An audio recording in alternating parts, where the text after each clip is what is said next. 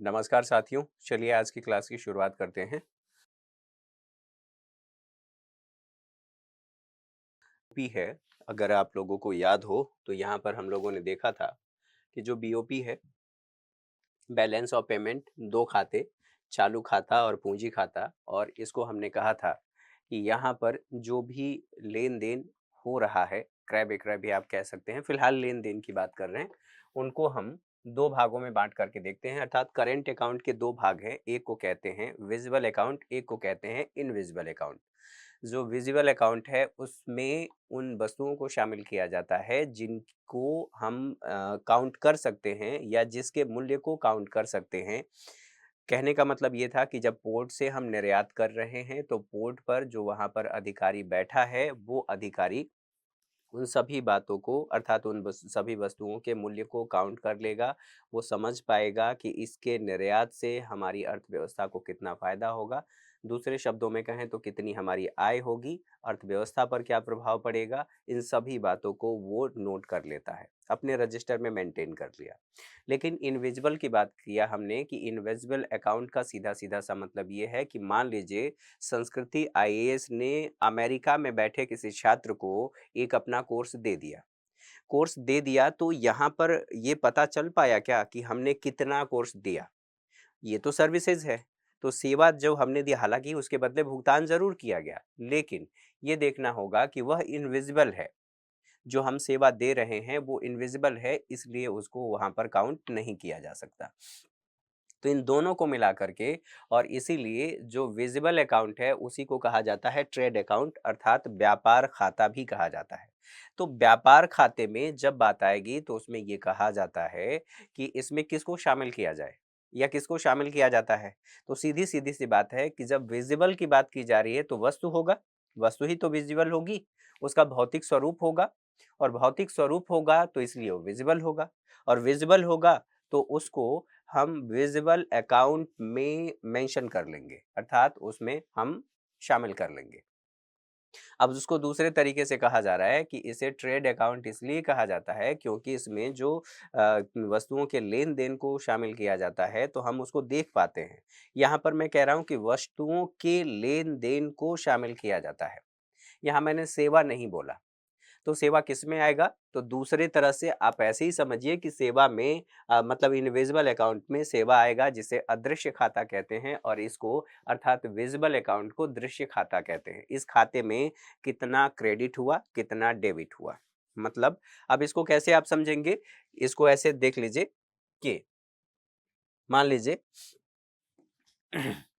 यहां पर कह रहे हैं हम दृश्य खाता, दृश्य खाता। अब दृश्य खाते में दो चीजें होंगी, क्रेडिट होगा और डेबिट होगा। ठीक है, यही होगा ना, क्रेडिट होगा और डेबिट होगा। तो अगर हम ये कह रहे हैं कि हमारा निर्यात हो रहा है, अगर यहां से भारत से एक्सपोर्ट हो रहा है, हमारा एक्सपोर्ट बढ़ेगा या एक्सपोर्ट हो रहा है, तो इसका मतलब भारत के करेंट अकाउंट के ट्रेड अकाउंट में क्रेडिट होगा। और अगर यही हम इंपोर्ट कर रहे हैं, क्या कर रहे हैं? इंपोर्ट कर रहे हैं। इंपोर्ट हमारा यदि बढ़ता है तो इसका मतलब ये हुआ कि हमारे खाते में ये डेबिट हो रहा है। डेबिट होने का मतलब कि हम यहाँ से दूसरे देश को, जहां से आयात हमने किया, यहाँ पर जैसे इंडिया, भारत लिख लेते हैं भाई, भारत और यूएसए। ठीक है, हमने क्या किया? हमने यहां से आयात किया। क्या किया है? आयात किया है, अर्थात हमने इंपोर्ट किया है। तो इंपोर्ट किया है तो हमारा जो बैलेंस शीट है यहाँ से माइनस होगा ना, मतलब हमें पेमेंट करना पड़ेगा। पेमेंट करेंगे तो ये क्या होगा? डेबिट होगा। और ड्वेल एंट्री सिस्टम की हम लोगों ने बात किया था कि जब हम कहीं पर भी, जैसे आप अपना बैंक स्टेटमेंट देख लीजिए, जब आप स्टेटमेंट निकालते हैं तो उसमें लिखा रहता है कि इतना क्रेडिट हुआ, इतना डेबिट हुआ, इस तारीख को इतने बजे आपने इतना डेबिट किया, अर्थात किसी को भुगतान किया। तो इसी को कहा जाता है ड्वेल एंट्री सिस्टम। मान लीजिए केवल आपने ये लिखा कि केवल आ रहा है पैसा, आपने यही देखा और आपके अकाउंट में ये शो नहीं हो रहा है, ये दिखाया नहीं जा रहा है कि आपका डेबिट कहाँ पर हो रहा है, तो फिर आपके मन में संदेह आएगा और फिर आप सही स्थिति अर्थात संतुलन में मैं हूं, मतलब घाटे में हूं या मेरा नुकसान हो रहा है, आप उसका अंदाजा नहीं लगा पाएंगे। तो इसलिए जो क्रेडिट और डेबिट दोनों हो रहा है, दोनों को हम देखते हैं और इसीलिए इसको कहा जाता है कि यह ड्यूअल एंट्री सिस्टम है। ठीक है, तो यहाँ पर दृश्य खाते में अगर हमने एक्सपोर्ट किया हमारे खाते में अर्थात जो हमारा चालू खाता है, ट्रेड अकाउंट कह लीजिए, उसमें हमारा क्रेडिट हो गया। अब क्रेडिट हो गया तो इसका मतलब ये है कि ये भारत के लिए लाभ की स्थिति है और क्रेडिट हुआ इसका मतलब भारत को डॉलर की प्राप्ति हो गई। तो हमारा यहीं से जो विदेशी मुद्रा भंडार है, विदेशी मुद्रा भंडार, ये क्या हुआ, हमारा बढ़ रहा है। दूसरी चीज सोचिए, अगर हमारा अकाउंट डेबिट हो रहा है, यहां पर आयात कर रहे हैं तो हमें इसके लिए इसको भुगतान करना पड़ेगा। ठीक है, भुगतान करना पड़ेगा और भुगतान का मतलब ही है डेबिट। क्लियर है, तो डेबिट हुआ तो हम किस में कर रहे हैं, हमारा जो विदेशी मुद्रा भंडार है वो क्या होगा, कम होगा। तो जब हम इसमें क्रेडिट और डेबिट दोनों को निकाल लेंगे अर्थात हमारा कि हमने कितनी वस्तुओं का आयात किया और कितनी वस्तुओं का हमने निर्यात किया, जब इसको हम प्लस माइनस कर लेंगे तब हमारा पता चल जाएगा कि जो हमारा ट्रेड अकाउंट है, जिसे दृश्य खाता भी कहते हैं, दरअसल वो घाटे में है या फायदे में है। ठीक है, ये दो बातें आपके समझ में आ गई। ठीक, यहां पर दोबारा से हमने बात किया था बीओपी, और बीओपी विवरण है, किसका विवरण है, एक वर्ष का विवरण है। एक वर्ष का कैसा विवरण, हमने कितना आयात निर्यात किया, वस्तुओं और लेन देन का विवरण है। ठीक है, कहां पर, विदेशों के साथ, अर्थात एक देश का दूसरे के देश के साथ। अब यही बातें मैंने लिख करके परिभाषा बता दिया था। अब इसमें हमने कहा कि दो खाते होते हैं, एक को कहते हैं करेंट अकाउंट, ठीक है, और एक को कहते हैं कैपिटल अकाउंट, कैपिटल अकाउंट। अब इसमें क्या था, एक को हमने कहा था कि ये दृश्य खाता है और एक को कहा था अदृश्य। ठीक है, अदृश्य खाता। दृश्य खाता को हमने समझ लिया, अदृश्य खाता को भी हमने समझ लिया और दोनों को हमने ये कह दिया कि जब इसमें दृश्य खाता में वस्तुओं का आयात निर्यात होता है और अगर हम निर्यात ज्यादा कर रहे हैं, आयात कम कर रहे हैं, यानी कि हमारा जो यहाँ पर खाता है वो प्लस में है, और अगर हम निर्यात कम कर रहे हैं, आयात ज्यादा कर रहे हैं, तो हमारा माइनस में होगा। ठीक, अब ये स्थिति समझ में आ गई। अब बात आती है कैपिटल अकाउंट। जो कैपिटल अकाउंट है इसका मतलब क्या है, तो होता है कैपिटल का मतलब पूंजी, और पूंजी में मैंने आप लोगों को बताया था कि मुद्रा भी शामिल है, मौद्रिक लेन देन भी शामिल है और साथ ही साथ मशीनरी या टेक्नोलॉजी भी इसमें शामिल है। ठीक है, तो थोड़े समय के लिए आप सोचिए कि अगर हम किसी देश के साथ, किसी देश से, भारत से अगर दूसरे देश में हम पूंजी का प्रवाह कर रहे हैं, अर्थात भारत से पूंजी किसी दूसरे देश में जा रहा है, तो दूसरे देश में जा रहा है तो इसको हम क्या बोलेंगे, आउटफ्लो। क्या बोलेंगे, आउटफ्लो। आउटफ्लो मतलब भारत से विदेश में दूसरे देशों में जा रहा है, और जो भारत में आ रहा है उसको हम क्या बोलेंगे, इनफ्लो।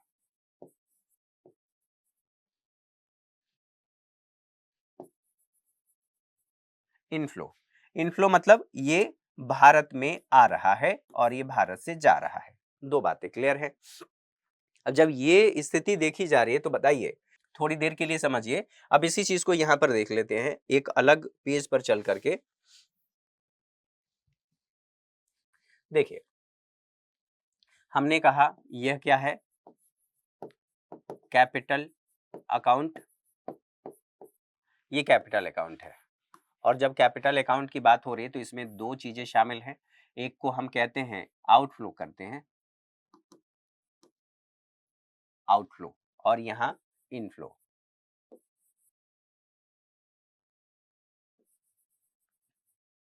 इनफ्लो मतलब यहां पर भारत से बाहर जा रहा है और यहां पर आ रहा है, क्या आ रहा है, पूंजी आ रहा है। तो अगर आपसे पूछा जाए कि पूंजी खाता होता क्या है, तो पूंजी खाते में उन सभी आर्थिक लेन देन का रिकॉर्ड रखा जाता है जिसमें परिसंपत्तियों के स्वामित्व में परिवर्तन होता है। अर्थात यह पूंजी के प्रवाह से संबंधित है। किसके प्रवाह से?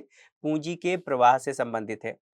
पूंजी खाते का शेष अगर निकालना हो तो शेष निकालने के लिए हम इनफ्लो और आउटफ्लो, जो मैंने यहाँ पर लिखा है, इनफ्लो और आउटफ्लो की मद से निकाल सकते हैं। ठीक है। यदि अगर किसी अर्थव्यवस्था में, भारत के संदर्भ में बात किया जाए, यदि इनफ्लो जो है वह ज्यादा है तो पूंजी खाते का शेष हमारा सकारात्मक होगा। ठीक है। क्या होगा? सकारात्मक होगा। और ऐसी स्थिति में और हम ये भी कह सकते हैं कि यदि आउटफ्लो अधिक हो गया है तो पूंजी खाते का बैलेंस नकारात्मक होगा। अब इसको ऐसे समझिए, हमने बात किया कि आउटफ्लो हो रहा है, यानी कि मैं इसको ऐसे कह दूं कि भारत से पूंजी जा रही है, भारत से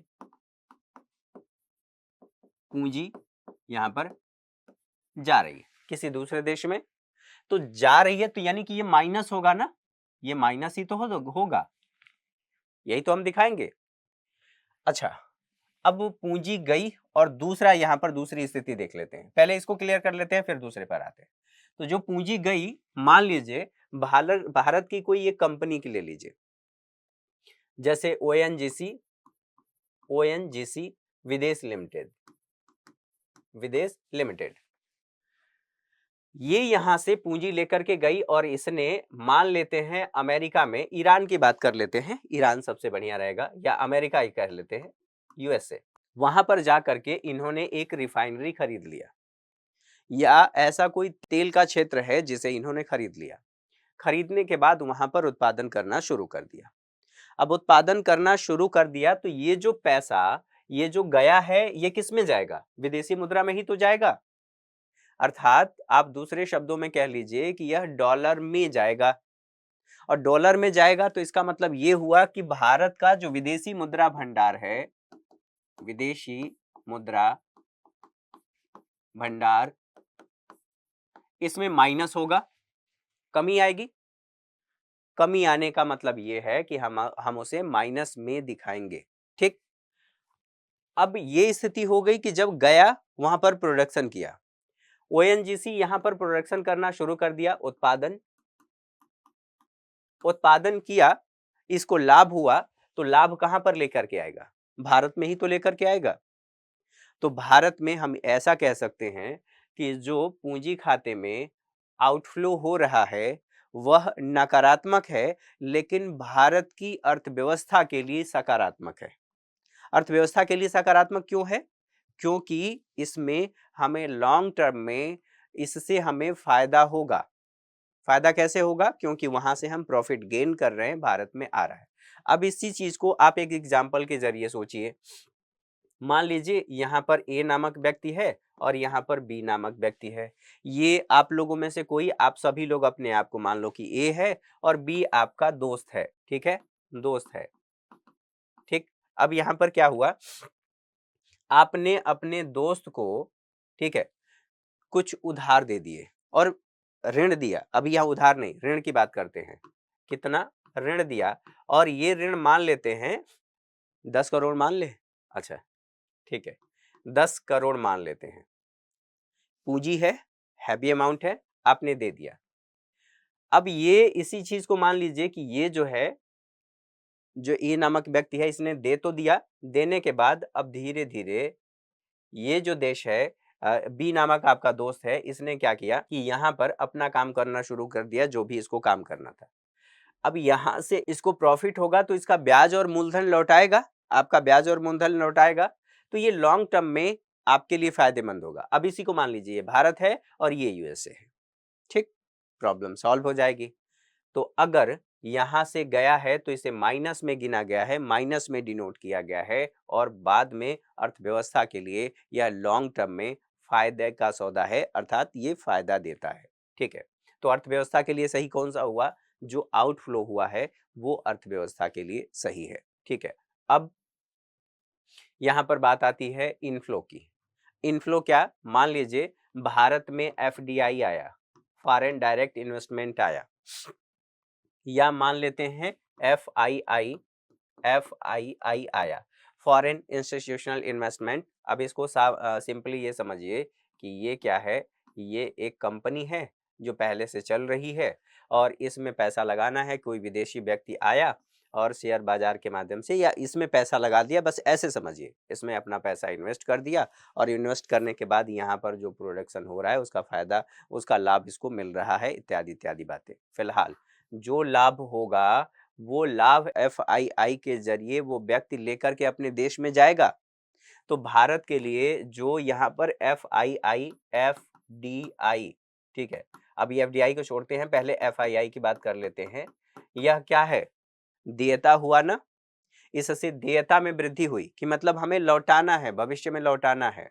तो जो कैपिटल अकाउंट में इनफ्लो हुआ है वो हम किस में लिखेंगे, हम ये कहेंगे कि भारत में आया तो इसको हम प्लस में लिखेंगे। और प्लस में लिखने के साथ साथ हमारे लिए यह राजनीतिक दृष्टि से ये बढ़िया हो सकता है, लेकिन अर्थव्यवस्था के लिए बढ़िया नहीं है। क्यों नहीं है, क्योंकि जो भी यहाँ पर प्रॉफिट इसको मिलेगा वो ले करके अपने देश में जाएगा, चाहे जिस भी देश की कंपनी हो। ठीक, अब बात कर लेते हैं एफडीआई की।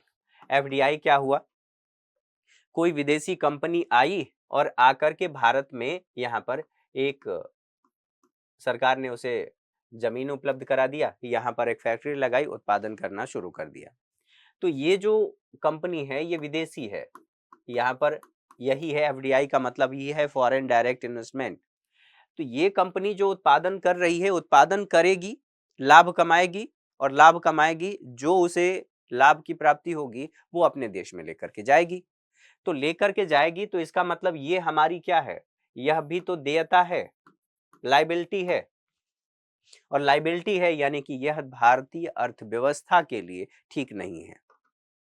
इसका मतलब ये नहीं है कि एफडीआई बेकार होता है या एफआईआई बेकार होता है, यहाँ पर जो स्थिति है उसको हम समझ रहे हैं।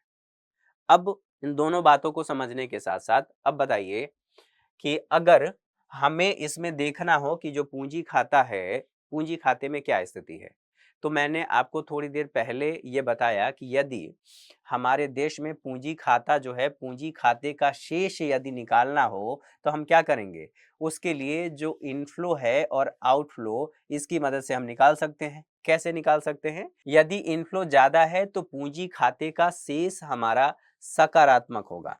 सकारात्मक मतलब यहाँ पर पॉजिटिव, देखिए मैंने क्या बताया है कि ये क्या होगा, सकारात्मक होगा। अच्छा, और उसी के साथ साथ यदि आउटफ्लो अधिक है, हो गया है, तो पूंजी खाते का जो बैलेंस है वो नकारात्मक होगा। यहीं पर मैंने निगेटिव लिख करके बता दिया था, ठीक है, इसको मैंने बताया था कि ये निगेटिव होगा। इन दोनों के अगर हमें चालू खाते का बैलेंस निकालना है तो हम दोनों को प्लस माइनस कर देंगे, अर्थात जो इनफ्लो है वो कितना रहा, आउटफ्लो हमारा कितना रहा, दोनों को अगर प्लस माइनस कर देंगे तो जो शेष बचेगा वही तो हमारा होगा कि चालू खाते का शेष कितना है। अब यहाँ पर चालू खाते का बैलेंस, तब यहाँ पर ध्यान रखने वाली बात है कि चालू खाते का जो बैलेंस है तब पॉजिटिव होगा जब हमारा निर्यात, किसका निर्यात, जबकि निर्यात की बात हो रही है तो हम कैपिटल अकाउंट की बात कर रहे हैं, पूंजी खाते की बात कर रहे हैं। तो यहाँ पर वस्तुओं और सेवाओं का जो आयात है, आयात से अधिक हो। फिर से, चालू खाते का बैलेंस तब पॉजिटिव होगा या होता है जब निर्यात, किसका, वस्तुओं और सेवाओं का निर्यात आयात से अधिक हो। हम निर्यात ज्यादा कर रहे हैं अर्थात हमारा इनफ्लो, हमारा आउटफ्लो अधिक हो रहा है, इनफ्लो हमारा कम हो रहा है, तभी तो होगा। साथ ही साथ यदि करेंट अकाउंट का बैलेंस, हमें बैलेंस पॉजिटिव में है तो इसका मतलब यह हुआ कि अर्थव्यवस्था के लिए यह अच्छा है। क्यों अच्छा है, क्योंकि करेंट अकाउंट की बात कर रहे हैं, यहाँ पर हम कैपिटल अकाउंट की बात नहीं कर रहे हैं। साथ ही यह भी ध्यान रखना है कि जब हम करेंट अकाउंट की बात कर रहे होते हैं, ना कि कैपिटल अकाउंट का, और ये कहते हैं कि कैपिटल अकाउंट, ठीक है, यह बताता है कि अर्थव्यवस्था में हमारा निर्यात बढ़ रहा है।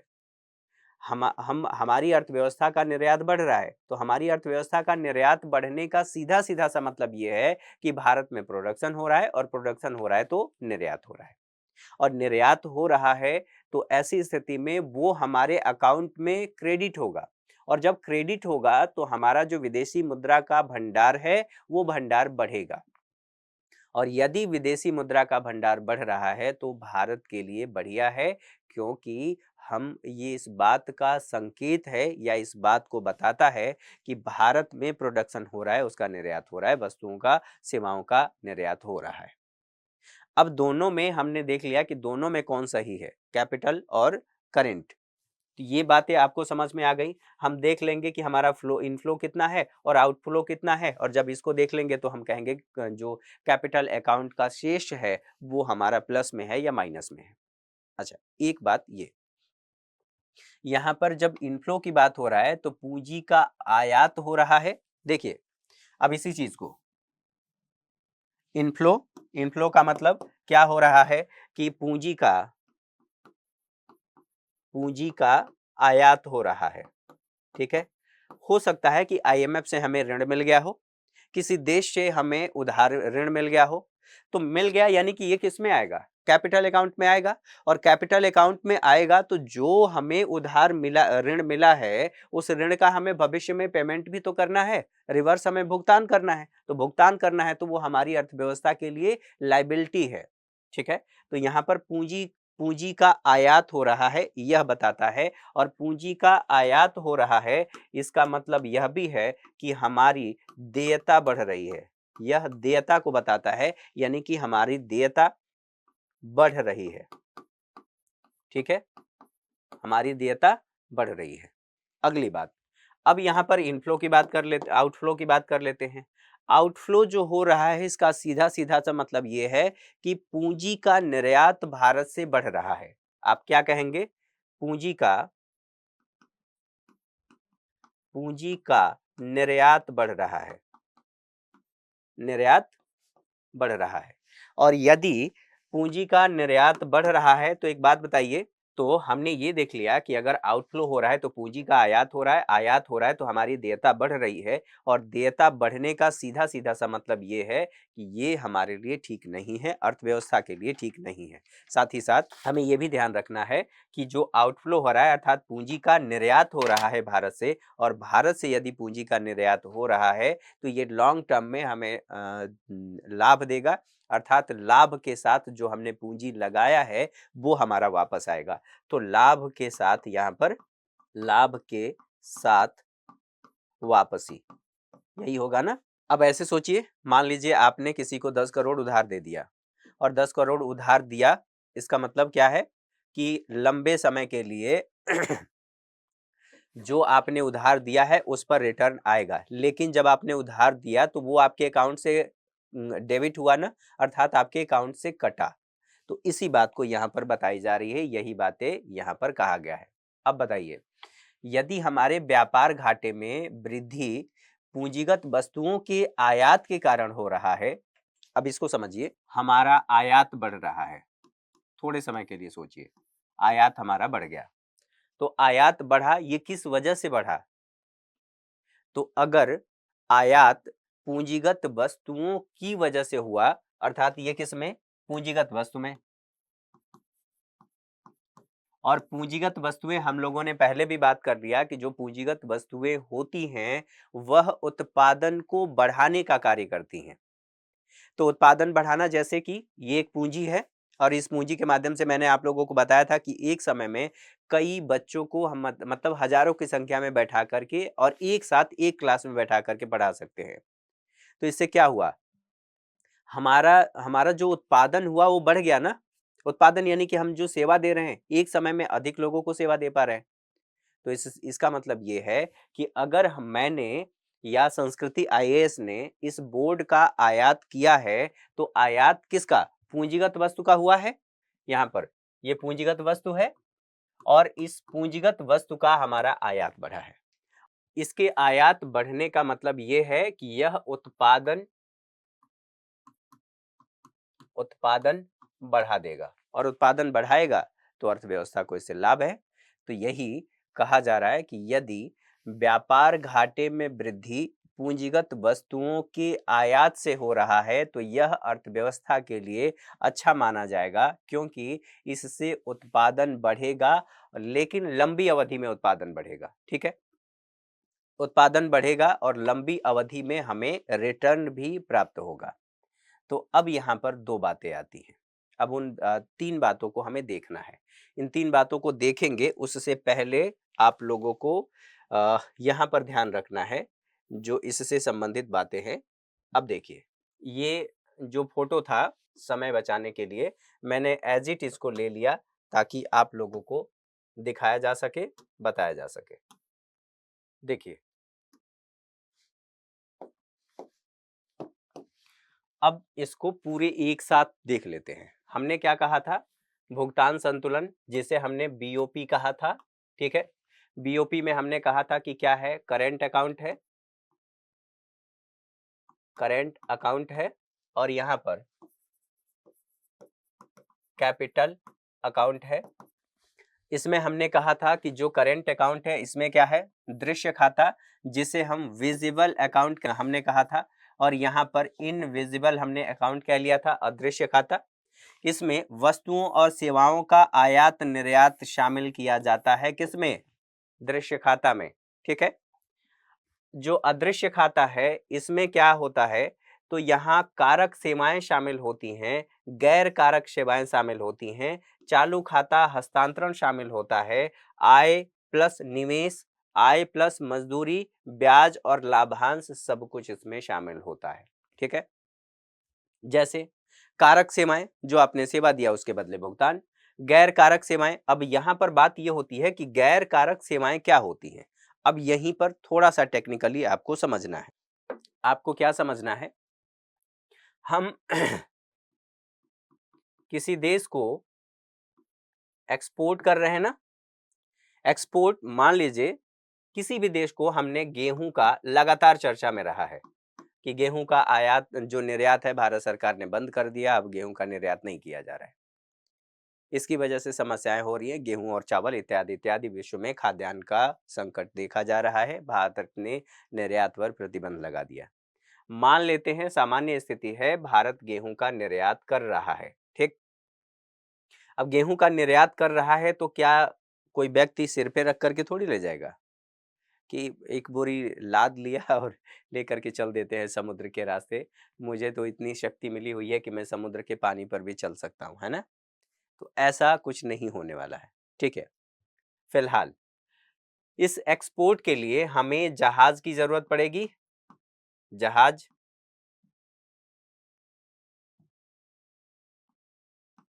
जहाज, और ये ऐसा शब्द है, इसको सीधा पढ़िए तो भी और उल्टा पढ़िए तो भी, दोनों में जहाज ही आएगा और दोनों का अर्थ एक ही निकलेगा। फिलहाल पानी की जहाज है, हम दो तरीके से निर्यात कर सकते हैं, या तो हम समुद्र के रास्ते या हम वायु मार्ग से, वायु मार्ग। लेकिन वायु मार्ग बहुत महंगा होता है और जो समुद्र है वो उसके रास्ते सस्ता आयात किया जाता है। अमूमन यही ज्यादा इस्तेमाल होता है। ठीक, अब हमने जहाज के रास्ते निर्यात किया, निर्यात किया तो इस जहाज को हमने किराया दिया, किराया दिया। ये किराया क्या है? यह गैर कारक सेवाएं हैं, गैर कारक सेवाएं हैं। अच्छा, अब जब ये हुआ तो इसके साथ साथ एक और बात कर लेते हैं। हमने कहा कि एक्सपोर्ट किया तो यहां पर पेमेंट हुआ, पेमेंट हुआ, और जब पेमेंट हुआ तो इसमें बैंक की भूमिका है। बैंक आ गया, बैंक ने कहा कि भैया जो आप पेमेंट कर रहे हो उस पेमेंट के बदले मुझे कुछ शुल्क चाहिए।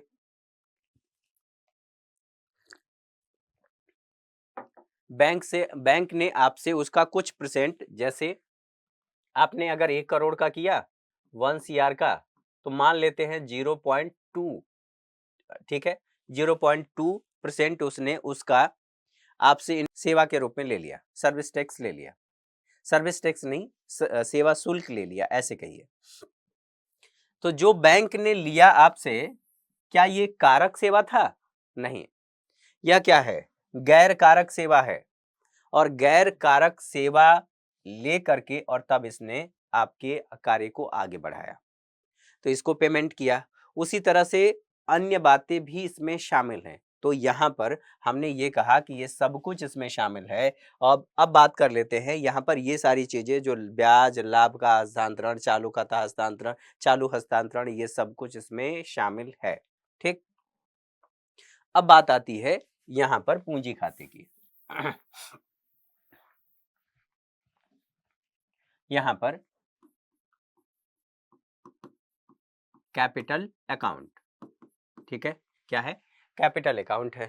कैपिटल अकाउंट में हमने पहले ही बात कर लिया था कि इसमें क्या शामिल है? विदेशी निवेश। अब विदेशी निवेश में दो बातें शामिल हैं, या तो ये एफडीआई है या फिर एफआईआई है। क्लियर है? अब हमने कहा कि पूंजी खाता है ना, तो पूंजीगत लेन देन को इसमें शामिल किया जाएगा। याद करिए, डेफिनेशन मैंने बताया, इसमें उन सभी आर्थिक लेन देन का रिकॉर्ड रखा जाता है जिससे परिसंपत्तियों के स्वामित्व में परिवर्तन होता है। किसमें? परिसंपत्तियों के स्वामित्व में परिवर्तन होता है। अर्थात आप ऐसे भी कह सकते हैं, यह पूंजी के प्रवाह से संबंधित है। एक देश से दूसरे देश में पूंजी का प्रवाह हुआ। भारत में जो पूंजी थी, ओएनजीसी विदेश लिमिटेड के पास जो पूंजी थी, उसी पूंजी को ले जाकर के अमेरिका में उसने एक रिफाइनरी खरीदा या तेल खनन वाला क्षेत्र खरीदा। तो भारत में जो पूंजी थी, उस पूंजी का प्रवाह कहां पर हो गया? अमेरिका में हो गया। किससे संबंधित है? तो यह पूंजी के प्रवाह से संबंधित है। और इसीलिए कहा गया कि पूंजी खाते का जो शेष निकालेंगे वो कैसे हम निकालेंगे? तो इनफ्लो और आउटफ्लो से निकालेंगे। भारत की कंपनियां भी तो विदेशों में निवेश करती हैं, और विदेशों में निवेश करती हैं तो वहां से लाभ प्राप्त करती हैं। तो वही बात यहां पर कहा जा रहा है। एक ये बात हो गई। दूसरी बात, यहां पर मैंने ये कहा कि उधार भी तो हो सकता है। मान लीजिए कोई देश, किसी देश से हमने उधार ले लिया, हो सकता है कि किसी संस्था से, संगठन से हमने उधार ले लिया। संगठन आईएमएफ हो सकता है और संगठन वर्ल्ड बैंक हो सकता है। संभव है। अब इस पर हमें ये जो हमारे अकाउंट में ये क्रेडिट हो गया, किसमें? पूंजी खाते में ये आ गया। अब पूंजी खाते में आ गया तो ये हमारा प्लस में दिखाएगा ना, कि हमारे पूंजी खाते में इतना आया है। लेकिन हमें इस पर ब्याज और मूलधन, हमें मूलधन तो चुकाना ही है, ब्याज भी चुकाना होगा। हो सकता है किसी देश ने हमें कम ब्याज दर पर दे दिया हो, लेकिन हमें लौटाना है। इसके अलावा अन्य जमाएं भी हैं। अन्य जमाओं का मतलब ये है कि मान लीजिए कोई एनआरआई है, एनआरआई, तो कोई अगर एनआरआई है, वो एनआरआई भारत में आया और अपना उसने एक एफडी किया। क्या किया? फिक्स डिपॉजिट किया। मान लेते हैं ये फिक्स डिपॉजिट 7 वर्ष के लिए है। तो और कितना किया? मान लेते हैं 1 CR किया, 1 करोड़ इसने फिक्स डिपॉजिट किया। 1 करोड़ कर तो दिया, और 1 करोड़ करने के बाद हमने ये कहा कि ये हमारे पूंजी खाते में क्रेडिट हो गया, हमारे देश में आ गया। आने के बाद अब एक बात सोचिए, हम यही तो कह रहे हैं कि हमारे अकाउंट में प्लस हुआ है। और याद करिए, ये भी बताया था कि अगर यह प्लस में है, पूंजी खाता जो है प्लस में है, अगर इनफ्लो हो रहा है, इनफ्लो हो रहा है, यानी कि यह प्लस में होगा। जो आउटफ्लो हो रहा है, तो यह माइनस में होगा। आउटफ्लो का मतलब जा रहा है, इनफ्लो का मतलब आ रहा है। तो यहां पर प्लस हो गया। लेकिन जो एफडी है, बैंक उसको क्या देगा? बैंक उसको इंटरेस्ट देगा। और प्लस जो जमा किया गया है वो भी तो बैंक उसको वापस करेगा। बैंक के लिए क्या है? एसेट और लायबिलिटी। याद करिए, बैंक के लिए यह देयता है, और बैंक के लिए देयता है, इसका मतलब क्या है? ये बाद में ये वापस जाएगा। 1 करोड़ का 1.5 करोड़ बनकर के 1.5 CR भारत के लिए देयता। देयता का मतलब भारत के लिए यह ठीक, अर्थव्यवस्था के लिए ठीक नहीं है। अब इसके पॉलिटिकल एंगल की बात कर लेते हैं।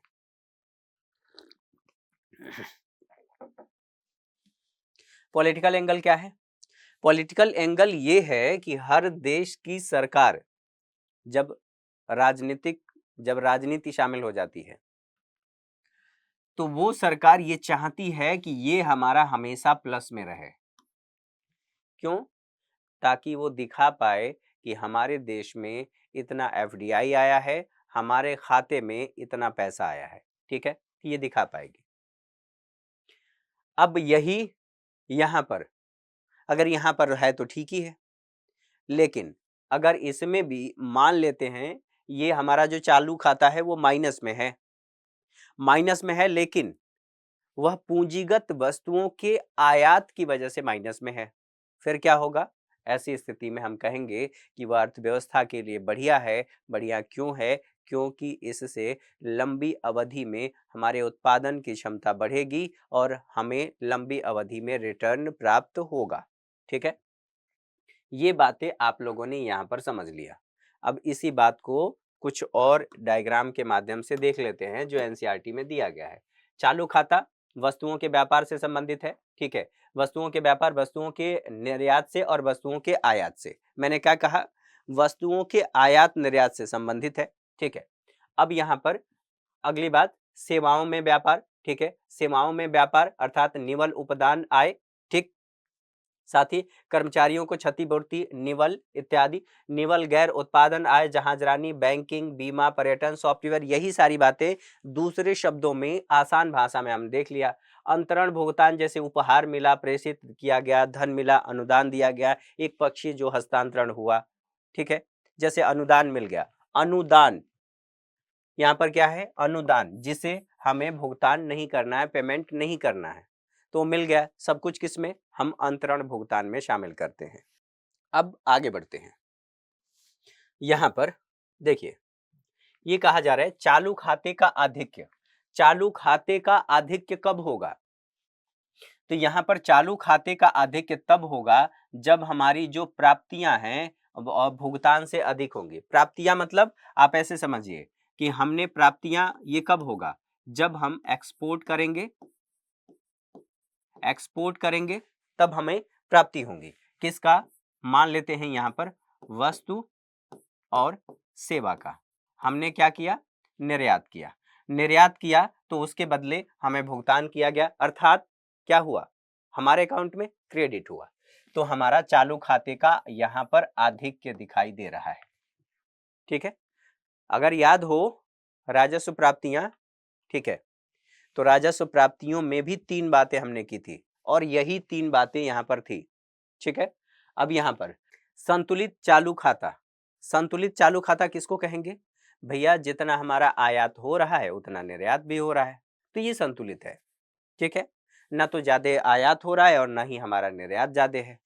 लेकिन चालू खाते के घाटे की बात करेंगे तो इसका मतलब यह है कि जो हम एक्सपोर्ट कर रहे हैं, यहां पर एक्सपोर्ट कर रहे हैं, वहां एक्सपोर्ट हमारा कम है और जो इंपोर्ट कर रहे हैं ये ज्यादा है। तो इंपोर्ट कर रहे हैं तो जो प्राप्तियां और भुगतान है, भुगतान का मतलब दूसरे देश को दिया गया। ठीक, ये अब ऐसी स्थिति में आपको 3 स्थितियां देख चुके हैं। चालू खाते का आधिक्य क्या है कि अगर जो भुगतान है, भुगतान से ज्यादा हमें प्राप्तियां हो रही हैं तो हम कहेंगे यह चालू खाते का आधिक्य है। Current account. संतुलित चालू खाता यानी कि हम जितना आयात कर रहे हैं उतना निर्यात कर रहे हैं, दोनों बराबर है। नो प्रॉफिट नो लॉस, ऐसे समझ लीजिए। अब चालू खाते का घाटा, हम भुगतान ज्यादा कर रहे हैं और प्राप्तियां हमें कम हो रही हैं। क्यों हो रही? क्योंकि हमारा निर्यात कम हो रहा है। निर्यात कम हो रहा है तो हमें आयात करना पड़ेगा। अगर जरूरत की वस्तुएं नहीं बना पा रहे हैं तो फिर आयात हमें करना पड़ेगा और आयात करना पड़ेगा तो भुगतान करना पड़ेगा। भुगतान करेंगे तो ये डेबिट होगा और डेबिट होगा तो ऐसी स्थिति में जो प्राप्तियां हैं वह भुगतान से कम होंगी या भुगतान प्राप्तियों से अधिक होगा। दोनों ही बातें हो सकती हैं। ठीक है, अब इन बातों को समझने के साथ साथ यहाँ पर बात आती है पूंजी खाता। अब पूंजी खाते को भी देख लें। यहाँ पर पूंजी खाता, पूंजी खाते में हमने ये कहा कि निवेश, यहाँ पर इन्वेस्टमेंट, और इन्वेस्टमेंट में ये कहा कि एफडीआई अर्थात प्रत्यक्ष विदेशी निवेश, पोर्टफोलियो इन्वेस्टमेंट, और पोर्टफोलियो में जैसे कि हमने कहा कि यहाँ पर एफआईआई होगा, विदेशी फंड होगा, जैसे इक्विटी पूंजी हो गया, पुनर्निवेश आयतें हो गया, अन्य प्रत्यक्ष इत्यादि इत्यादि बातें। विदेशी ऋण, जैसे उदाहरण के तौर पर विदेशी व्यापारिक ऋण हमने लिया, अल्पकालिक हमने ऋण लिया, ये सब कुछ इसमें शामिल हो जाएगा। विदेशी सहायता की बात कर लीजिए, मान लीजिए सरकारी सहायता, सरकारी सहायता किसने दिया, किसी देश ने दिया। अंतः सरकारी, ठीक है, बहुपक्षी तथा द्विपक्षी, दो देशों के मध्य, बहुपक्षी हो सकता है और दो या दो से अधिक देशों के मध्य हो सकता है, या द्विपक्षी भारत और अमेरिका के मध्य हो सकता है। तो यहाँ पर इन सब को हमने पूंजी खाते और इससे संबंधित बातों को हम लोगों ने देख लिया। अब इन बातों को देखने के बाद यहाँ पर बात आती है, ठीक बात है, जो विदेशी विनिमय बाजार है, अब विनिमय बाजार कहते किसको हैं? अच्छा, इन सब के संतुलन की बात कर लेते हैं, फिर उसके बाद हम आगे बढ़ेंगे। यहां पर संतुलन, अब बात आती है बीओपी का संतुलन। बीओपी का संतुलन, ठीक है। तो बीओपी का संतुलन कैसे होगा? अब इसको ऐसे देखिए, बीओपी क्या है? एक वर्ष का जो आयात निर्यात या लेन देन हो रहा है एक देश का दूसरे देश के साथ, उसका विवरण है, यही बीओपी है, ठीक है। बीओपी के साथ साथ हमें यह भी याद रखना है कि जब ये सारी बातें हमने समझ लिया, करेंट अकाउंट समझ लिया, कैपिटल अकाउंट समझ लिया, तो एक बात सोचिए, हमने जब नेशनल इनकम की बात किया था,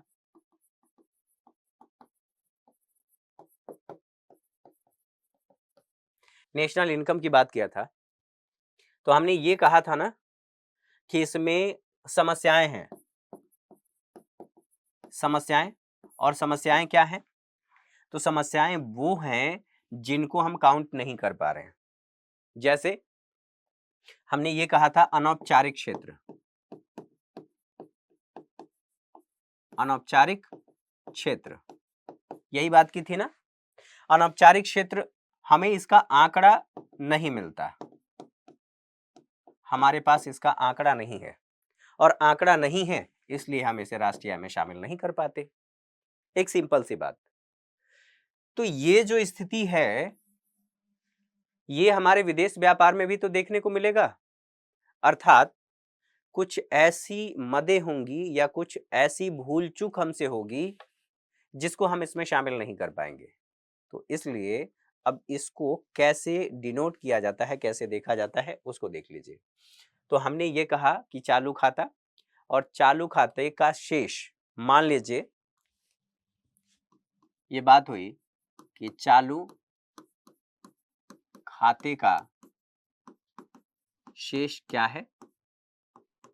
हमने माना कि यह चालू खाते का शेष यहां पर -50 बिलियन डॉलर है, -50 बिलियन डॉलर है, मतलब हम घाटे में हैं, ठीक है। जब कैपिटल अकाउंट की बात हुई तो कैपिटल अकाउंट में हमने कहा कि जो पूंजी खाते का शेष है,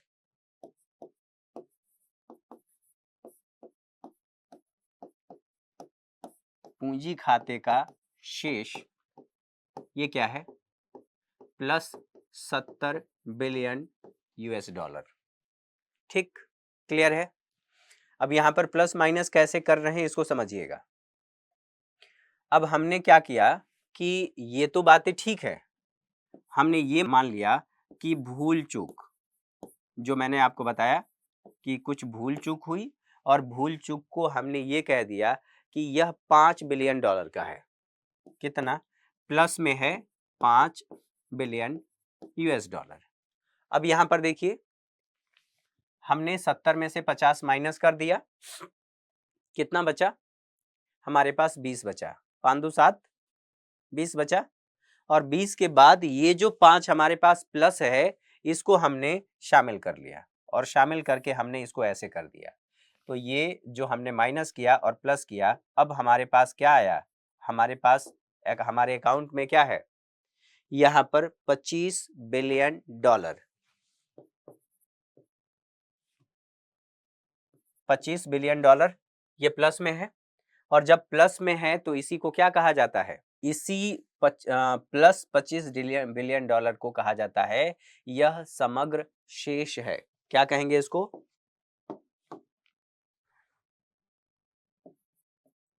समग्र शेष। ठीक है, समग्र शेष प्लस 25 बिलियन डॉलर। अच्छा, अब समग्र शेष के लिए अब हमारे पास इतना तो आ गया, लेकिन अगर ये प्लस में है तो हम इस प्लस को माइनस में करते हैं।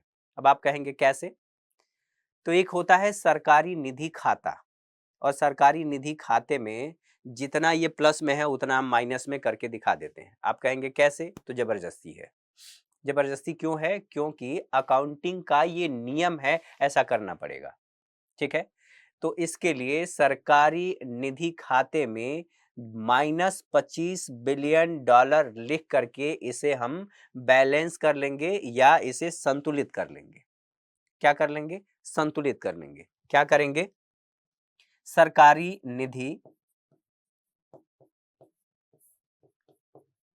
निधि खाता।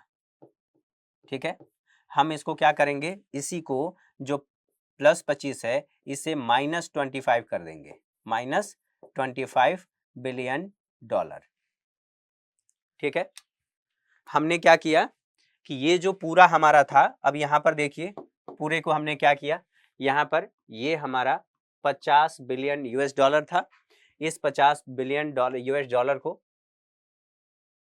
50 बिलियन डॉलर को हमने यहां पर देख लिया माइनस में था। उसके बाद हमने क्या किया, 70 बिलियन डॉलर है तो हमने क्या किया, यहां पर 70 बिलियन डॉलर प्लस में था, यहां पर 5 बिलियन डॉलर जो भूल चूक था वो 5 बिलियन डॉलर था, हमने इसको प्लस माइनस किया और उसके बाद हमने कहा कि सरकारी निधि खाता में इसको बैलेंस कर लेंगे। अब बैलेंस करने के साथ साथ जो सरकारी निधि खाता है, सरकारी निधि खाते में इसे स्वतः ही माइनस में लिख दिया जाता है, क्योंकि यह अकाउंटिंग का नियम है। अब यहाँ पर ये ध्यान रखना है, ये तो बात समझ में आ गई। अब यदि समग्र शेष जो हमने कहा कि 25 है, 25 बिलियन डॉलर है, तो इसको हम लोगों ने लिख करके सब कुछ प्लस माइनस कर लिया, हमारा काम यहाँ से चल गया और हमने ये कहा कि हमने इसे भुगतान संतुलन कर लिया, अर्थात बीओपी जो यहाँ पर कहा गया है, बीओपी संतुलन ये हमारा हो गया। तो बीओपी संतुलन से संबंधित जितनी बातें थी वो बातें हम यहाँ पर देख लिए। अब यही बातें एक बार पीडीएफ में देख लेते हैं क्या क्या बताया गया है, क्योंकि पीडीएफ में भी देखना जरूरी है आप लोगों की भी संतुष्टि के लिए। ठीक है,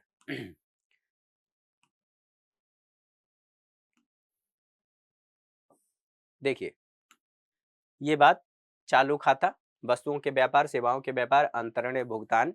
ठीक है, चालू खाते में संतुलन कैसे, चालू खाते का आधिक्य और संतुलित चालू खाता, प्राप्तियां भुगतान, और यहाँ पर चालू खाते का घाटा, प्राप्तियां भुगतान। अब चालू खाते के संतुलन से संबंधित जितनी बातें थी, अब ये कहा गया था बैलेंस ऑफ ट्रेड, और बैलेंस ऑफ ट्रेड हमने बात कर लिया था। ठीक है, अब इसके अलावा यहाँ पर अदृश्य मध्य, पूंजी खाता और पूंजी खाते में ये सारी बातें हम लोगों ने देख लिया है। इन बातों के साथ साथ पूंजी खाता संतुलन। अब पूंजी खाते में देखिए, पूंजी खाता संतुलन में होता है जब पूंजी अंतर प्रवाह, जैसे विदेशों से ऋण, ऋण की बात हो गई, ऋण प्राप्ति, विदेशी कंपनियों में शेयरों की बिक्री, पूंजी बाह्य प्रवाह अर्थात भारत से जा रहा है, जैसे ऋणों का भुगतान, हम ऋणों का भुगतान भी तो करते हैं, ऋणों का भुगतान, विदेशों में कंपनियों के शेयर या वहां पर अमेरिका में जाकर के कंपनी किसी संपत्ति के स्वामित्व में परिवर्तन आ रहा है। तो अगर कोई ओएनजीसी की मैंने बात की, ओएनजीसी कंपनी जाकर के अमेरिका में खरीद रही है, तो इसका मतलब ये है कि वहां पूंजी के स्वामित्व में परिवर्तन आया, स्वामित्व अब किसका हो गया, ओएनजीसी। ओएनजीसी कहाँ की है, भारत की है। ठीक है, तो ये सारी बातें इसमें सब कुछ लिखा गया है। जो अदायगी संतुलन और घाटा, ये सारी बातें चालू खाता प्लस पूंजी खाता इक्वल टू 0। ठीक है, दोनों को हम लोगों ने देख लिया और इन सब के बारे में हम लोगों ने बात कर लिया है। एक एक चीजें जो यहाँ पर लिखा गया है कठिन शब्दों में, उसे हमने आसान भाषा में समझ लिया। अब बात आती है स्वायत्त और समायोजित लेन देन। अब इसको एक बार ऐसे देख लीजिए, अंतर्राष्ट्रीय आर्थिक लेन देनों को तब स्वायत्त कहा जाता है जब लेन देन अदायगी संतुलन में विषमता को पूरा करने के लिए किसी और कारणवश किए जाते हैं। अर्थात जब हम बीओपी भुगतान बैलेंस ऑफ पेमेंट की दशा से स्वतंत्र होते हैं। एक कारण लाभ कमाना हो सकता है। इन मदों को अदायगी संतुलन में रोक की ऊपर की मदों, इसमें एक्चुअली जब एनसीईआरटी आप पढ़ेंगे तो इसमें देखेंगे बहुत सारी गलतियां हैं, बहुत से शब्द गलत लिखे गए हैं। तो उस गलत शब्द की वजह से इसका अर्थ का अनर्थ निकल जाता है। आप पढ़ेंगे तो आप लोगों को पता चल जाएगा। मात्रात्मक गलतियां बहुत ज्यादा हैं और यहाँ पर शब्दों की भी गलतियां हैं। ठीक है, जब स्वायत्त प्राप्तियां स्वायत्त अदायगियों से अधिक हो अर्थात कम हो तो अधिक या कम हो तो अदायगी संतुलन को अधिक अर्थात घाटा कहा जाता है। समायोजित लेन देन रेखाओं के नीचे की मदों का निर्धारण अदायगी संतुलन की विषमता द्वारा होता है। अर्थात जब अदायगी संतुलन में घाटा हो अथवा अधिक हो, अन्य शब्दों में यह स्वायत्त लेन देनों के निवल परिणामों का निर्धारण होता है, क्योंकि आधिकारिक कोष लेन देन बीओपी की विषमता को पाटने के लिए किए जाते हैं। आधिकारिक लेन देन, ठीक है, उन्हें अदायगी संतुलन में समायोजित, और जो समायोजित मदों की मैंने बात की, उन समायोजित मदों को हम यहाँ पर बैलेंस करके संतुलित करके और उसे शामिल कर लेते हैं। अब यहीं पर कहा गया है कि त्रुटि और लोप, जो त्रुटि मैंने कहा कि भूल चूक, वहां पर सभी अंतर्राष्ट्रीय लेन देनों को सही प्रकार से रिकॉर्ड करना कठिन है। अतः हमारे पास बीओपी का एक तीसरा अवयव चालू खाता और पूंजी खाता दो है, और इसके साथ साथ अतिरिक्त यहाँ पर कर लिया जाता है जिसे हम त्रुटि लोप कह सकते हैं या भूल चूक कह सकते हैं, जिसे त्रुटि लोप का प्रतिबिंब मानते हैं। अब यहाँ पर जो बातें दिखाई गई हैं, देखिए वही सारी बातें जो हम लोगों ने बात कर लिया था, और इसको प्लस माइनस करके हम जो टोटल है उसको बैलेंस कर लेते हैं। ठीक है, अब यहाँ इसी से संबंधित कुछ और बातें बताई गई हैं। अब ये कहा गया है विनिमय दर, बॉक्स में दिखाया गया है ये balance of payment and international investment position manual के छठे संस्करण में नए लेखनीय मानदंड लागू किए जाने पर के पश्चात भारतीय रिजर्व बैंक ने भी अदायगी संतुलन की संरचना में परिवर्तन किए हैं। नए वर्गीकरण के अनुसार लेन देन के 3 खातों में बांटा गया है, और वही 3 खाता चालू खाता, वित्तीय खाता एवं पूंजी खाता। ठीक है, सबसे महत्वपूर्ण परिवर्तन यह है कि वित्तीय परिसंपत्तियों जैसे बॉन्ड, इक्विटी, शेयरों में व्यापार के कारण होने वाले, देखिए अब यहाँ पर हाने वाले लिखा है, ये देखिए, ठीक है, तो इसमें होने वाले सभी लेन देनों का अब वित्तीय खाते में रख दिया जाता है, लेकिन भारतीय रिजर्व बैंक अभी भी पुरानी प्रणाली के अनुसार ही चल रहा है। ठीक है, अदायगी संतुलन खातों को प्रकाशित कर रहा है। अतः यहाँ पर नई प्रणाली के विवरणों को नहीं दिया जा रहा है। यह विवरण भारतीय रिजर्व बैंक द्वारा सितंबर 2010 में बैलेंस ऑफ पेमेंट मैनुअल में उपलब्ध है,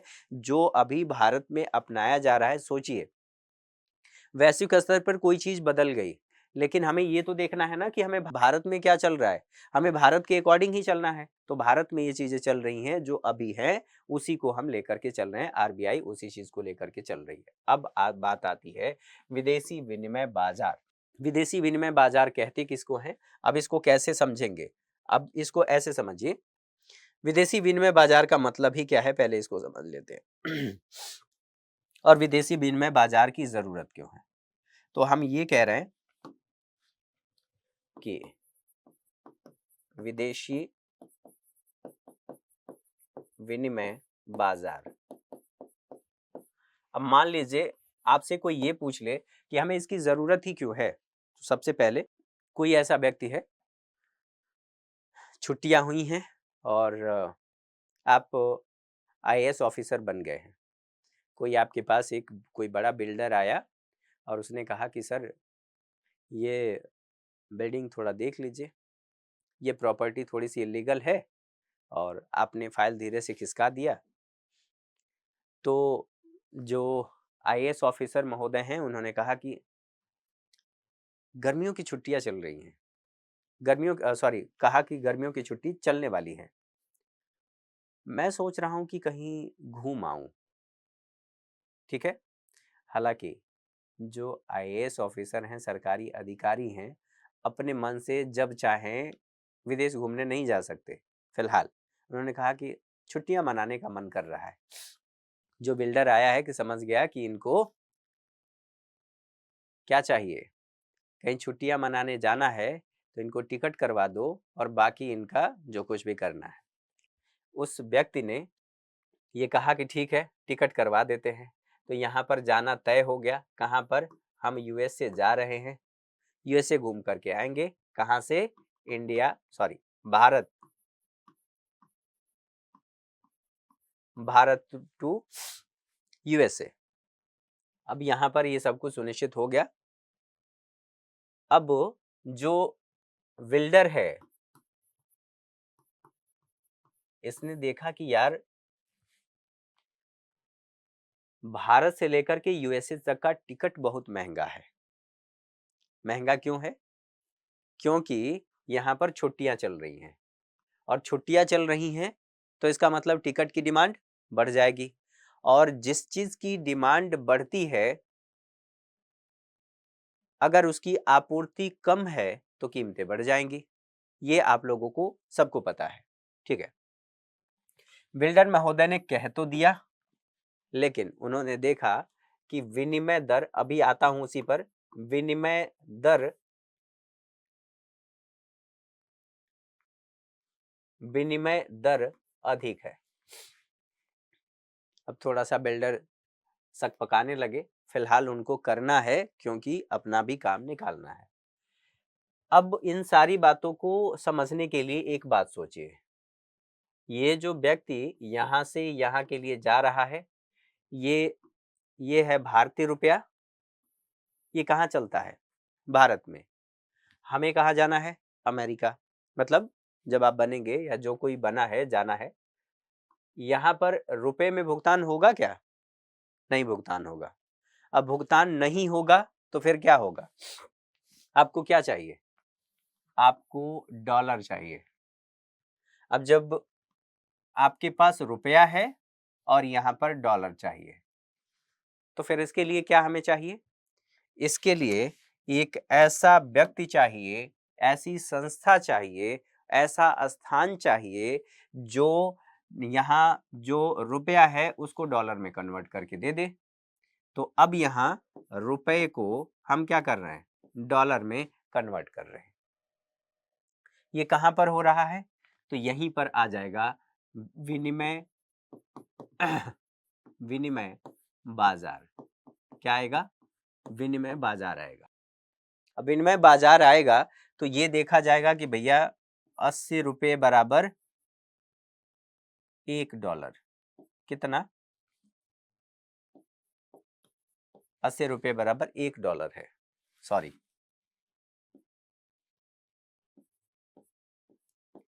$1 है। ये देखिए कि भैया 80 रुपये देने के बाद $1 मिल रहा है। ये कैसे हो रहा है? क्यों हो रहा है? ये कौन निर्धारित कर रहा है? किस आधार पर ये होता है? ये हमें देखना पड़ेगा। यहाँ पर विनिमय बाजार, ये इसमें कौन होगा? बैंक होंगे, एजेंट होंगे और अन्य यहाँ पर दलाल होंगे, एजेंट, सब कुछ। ये कहाँ पर मिलेंगे? बैंक में जाकर के कर लीजिए या फिर जब आप एयरपोर्ट पर जाते हैं वहां पर भी ये सुविधा अवेलेबल रहती है। तो आपने इसको विनिमय बाजार में रुपए को डॉलर में कन्वर्ट किया और यहां पर मजे लेने चले गए। गए आप वाशिंगटन डीसी, घूम के आए। आप खर्च कर रहे हैं किस में? डॉलर में। आपने क्या किया? रुपए को डॉलर में विनिमय बाजार में कन्वर्ट किया, कन्वर्ट करके डॉलर लिया, फिर आप खर्च कर रहे हैं। अब बात आई कि ये सारी बातें हो तो गई लेकिन ये कैसे हुआ? ये हमारे लिए सबसे बड़ी चुनौती है। तो अब इसी चुनौती को और इन्हीं बातों को समझ लेते हैं। यहाँ पर पीडीएफ में देखिए क्या क्या बातें बताई गई हैं। विदेशी विनिमय बाजार, ठीक है। अंतर्राष्ट्रीय लेन देन के लेखांकन पर समस्त रूप से विचार करने के पश्चात अब हम किसी एकल लेन देन की चर्चा करते हैं। एकल लेन देन, एक व्यक्ति की। कल्पना कीजिए कि एक भारतीय निवासी छुट्टी बिताने के लिए लंदन की यात्रा अर्थात पर्यटन सेवा का आयात, लंदन की यात्रा। अब यहाँ पर देखिए लंदन की सेवा, अब महत्वपूर्ण बात यह है कि जब भारत में कॉमनवेल्थ गेम हो रहा था उस समय इकोनॉमी में क्वेश्चन पूछा गया था कि जो लोग यहाँ पर आए हैं वो आयात है, निर्यात है, क्या है, वो सब सारी बातें ऑप्शन आप देखेंगे। अब यहाँ पर कहा गया है कि भारतीय निवासी छुट्टी बिताने के लिए लंदन की यात्रा पर गया, अर्थात पर्यटन सेवा का आयात किया है, आयात किया है अर्थात इसका भुगतान किया है, और यहीं से सारे आपके क्वेश्चन सॉल्व हो गए। ठीक है, अब पर जाना चाहता है, लंदन में ठहरने के लिए उसे पौंड की जरूरत है, पौंड, वहां पर पौंड चलता है ना, पौंड की जरूरत है। अब इसके लिए उसे किसकी जरूरत है, क्योंकि रुपए को मैंने डॉलर बताया, यहां पर पौंड की बात हो रही है, भुगतान करना होगा। उसे यह जानने की आवश्यकता होगी कि पौंड कहां से और किस कीमत पर प्राप्त किए जा सकते हैं। ठीक, जैसा कि पहले जिक्र किया जा चुका है, इस कीमत को विनिमय दर कहते हैं, अर्थात एक देश की मुद्रा को दूसरे देश की मुद्रा में परिवर्तन जिस दर पर किया जाता है उसे विनिमय दर कहा जाता है। क्लियर है? ठीक है, अब यहां पर विनिमय दर आपने समझ लिया, वह बाजार जिसमें अंतरराष्ट्रीय मुद्राओं का एक दूसरे में व्यापार होता है उसे विदेशी विनिमय बाजार कहते हैं।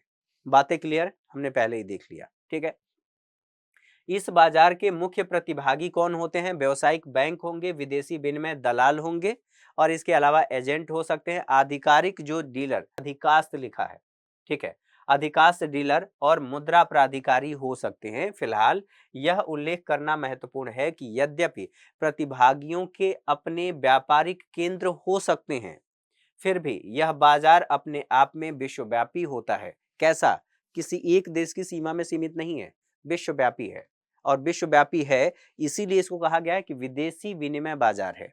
ठीक है, अब यहाँ व्यापारिक केंद्रों के बीच निकट निरंतर संपर्क बना रहता है और प्रतिभागी एक से अधिक बाजार में व्यापार करते हैं। अब यहीं पर बात आ गई कि यहाँ पर विदेशी विनिमय दर क्या है। विदेशी विनिमय बाजार की हम लोगों ने बात कर ली, विदेशी विनिमय दर की बात कर लेते। यहाँ पर कहा गया है कि विदेशी विनिमय दर, जिसे फोटेक्स दर भी कहते हैं, यहाँ पर नाम याद रखिएगा, आगे चलकर के इस्तेमाल होगा। फोटेक्स दर भी कहते हैं, एक मुद्रा की दूसरी मुद्रा में कीमत है। यह विभिन्न देशों की मुद्राओं के बीच की कड़ी है, साथ ही अंतर्राष्ट्रीय लागतों और कीमतों की तुलना करने में सहायक है।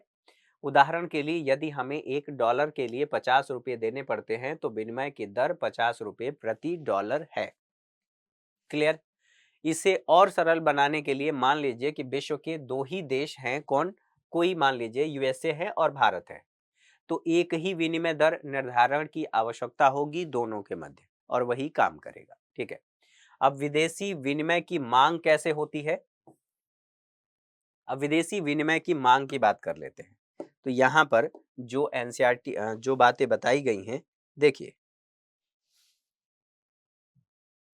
विदेशी विनिमय बाजार, इसमें हमने बात कर लिया कि विदेशी विनिमय दर, विदेशी विनिमय दर होगा। विनिमय दर का निर्धारण कैसे होता है, और तृतीय और स्थिर विनिमय दर क्या होता है, इसके गुण दोष कौन से होते हैं, और प्रतिबंध तृतीय क्या होती है, ये भी समझेंगे। ठीक है, अब यहीं से जब हम इनकी बात कर रहे हैं तो यहाँ पर विनिमय दर का निर्धारण कैसे होता है, अब इसको यहाँ एक एक करके समझ लेते हैं। ठीक, मान लीजिए कि आपको पर्यटन के लिए जाना है, पर्यटन कहाँ पर, आप यूएसए जा रहे हैं। ठीक है, यूएसए जब जा रहे हैं तो आपको क्या चाहिए, यूएसए की मुद्रा। यहाँ पर पर्यटन के लिए अगर जा रहे हैं तो यूएसए की मुद्रा अर्थात डॉलर की आपको आवश्यकता है, और डॉलर ये कहां पर मिल रहा है, यहीं पर विदेशी विनिमय बाजार, वहां पर आपने कन्वर्ट कर लिया, बैंक, दलाल इत्यादि इत्यादि विदेशी विदेशी एजेंट। ये बातें रिपीट होंगी, ऐसा नहीं है कि मैं जानबूझ के रिपीट कर रहा हूं, ये बातें रिपीट होंगी। फिलहाल पर्यटन के लिए एक कौन है, इंडिया का व्यक्ति है, गया, विदेशी विनिमय बाजार में कन्वर्ट किया। अब जब कन्वर्ट किया तो ये पर्यटन के लिए किस चीज की, पर्यटन के लिए डॉलर की मांग, यहां पर क्या हुई, डॉलर की मांग बढ़ गई। किस लिए, पर्यटन के लिए। पर्यटन के लिए आप जाएंगे तो आपको डॉलर ही तो चाहिए। तो पर्यटन, एक बात हमारी यहाँ पर सामने आ गई कि हमें पर्यटन के लिए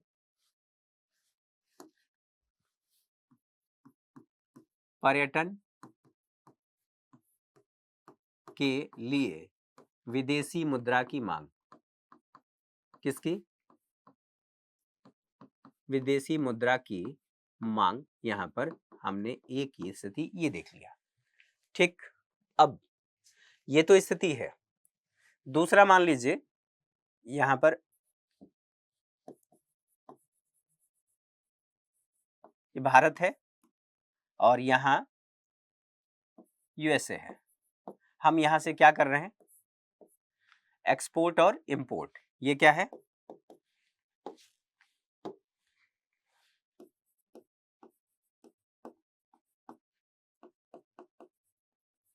इंपोर्ट हम यहां पर कर रहे हैं।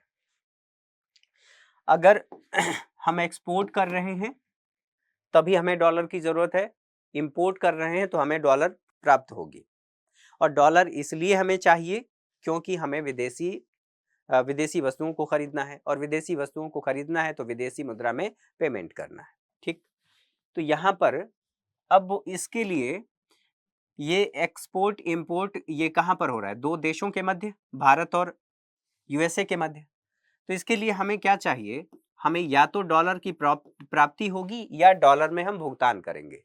यहाँ पर क्या होगा, या तो हमारी प्राप्ति होगी या फिर हमें भुगतान करना है, क्योंकि भैया जब आयात करेंगे तो हमें भुगतान करना पड़ेगा, डॉलर में करना पड़ेगा, और अगर हम निर्यात कर रहे हैं तो हमें डॉलर प्राप्त होगा। तो यहाँ पर दो स्थितियां हैं। अब जो व्यापारी हैं वो जानते हैं कि व्यापारी चालाक तो होते ही हैं। व्यापारी क्या करेंगे, कहेंगे कि यार जो रुपए का मूल्य कम हो रहा है, तो रुपए के मूल्य के कम होने की वजह से हमें रुपया ज्यादा देना पड़ता है, हमें डॉलर एक ही मिलता है। मान लीजिए थोड़े समय के लिए क्या था कि यहां अभी 70 रुपए बराबर $1, $1 हो गया था। ठीक है, अब पता चला कि यही बढ़कर के 80 रुपए हो गया और $1। मतलब इस जो हमारा रुपया है उसकी वैल्यू कम हो गई और डॉलर का मूल्य बढ़ गया। और जब बढ़ गया तो ऐसी स्थिति में ये देखेगा कि ये फ्लैक्चुएशन हो रहा है। तो फ्लैक्चुएशन व्यापारी देखेगा कि यार ये भी तो एक निवेश का जरिया हो सकता है। निवेश के कई तरीके हैं, और निवेश का एक ये भी तरीका है कि हम एक काम करें कि डॉलर खरीद करके रख लें, और डॉलर खरीद करके रख लेंगे, भविष्य में जब उसकी कीमतें बढ़ेंगी, अर्थात जब उसका विनिमय दर बढ़ेगा तो हम उसको मार्केट में रिलीज कर देंगे, बेच देंगे। ये भी एक तरीका हो गया और एक अच्छा तरीका है। तो इन्होंने क्या किया, सट्टेबाजी कर ली। इसको कहते हैं सट्टेबाजी। ठीक है, और इन्होंने डॉलर का स्टॉक जमा कर लिया। क्या कर लिया, स्टॉक जमा कर लिया खरीद करके। तो इसकी वजह से डॉलर की मांग बढ़ गई ना, मांग क्या हुई, बढ़ गई, किसकी, डॉलर की। और डॉलर की मांग बढ़ गई तो इसका मतलब यह है कि डॉलर यहां पर डोमिनेंस स्थापित कर रहा है, विनिमय दर बढ़ गया, विदेशी विनिमय दर। तो इसकी वजह से भी डॉलर की मांग बढ़ती है। तो आप ऐसा कहेंगे कि व्यापार के लिए डॉलर की मांग। ठीक है, व्यापार के लिए डॉलर की मांग बढ़ गई। तो ये दो स्थितियां हम लोगों ने देख लिया। अब आप पर्यटन के लिए गए, अब यही स्थिति यहां पर सोच लीजिए। मान लीजिए कोई भारत का छात्र है, उसको जाकर के अमेरिका से एमबीए करना है। अमेरिका से एमबीए करना है तो वो क्या करेगा, अगर भारत से शिक्षा के लिए जा रहा है तो उसको भी डॉलर चाहिए, और डॉलर में पेमेंट करना पड़ेगा। डॉलर में पेमेंट करेगा तो हम इसको ये कह सकते हैं शिक्षा के लिए डॉलर की मांग। ये बात हो गई। शिक्षा के लिए आप गए और डॉलर की मांग बढ़ गई। तो इस तरह से कई कारण होते हैं जिसकी वजह से न केवल भारत में बल्कि ग्लोबली वैश्विक बाजार में डॉलर की मांग बढ़ती है। और डॉलर की मांग बढ़ने का मतलब यह है कि जो विदेशी विनिमय बाजार है उसमें इसकी कीमतें बढ़ जाएंगी। तो अब तो ये हम लोगों ने 2-3 बातें समझ लिया। अब यहाँ पर जो बातें बताई गई हैं, यहाँ पर देखिए कि इनको कहा गया है तिरती विनिमय दर। इसको जो हम लोगों ने देखा, इसको तिरती विनिमय दर। सट्टेबाजी भी हम लोगों ने देख लिया। दीर्घकाल में विनिमय दर, स्थिर विनिमय दर। और कैसे स्थिर विनिमय दर होता है, ब्याज की दरें और विनिमय दर क्या होती हैं, आय और विनिमय दर क्या होता है। तो जो बातें हमने समझा है उन्हीं बातों को पीडीएफ में देख लें और देख करके उसे और वेरीफाई कर लेते हैं। यहाँ पर देखिए ये बातें, विदेशी विनिमय की मांग।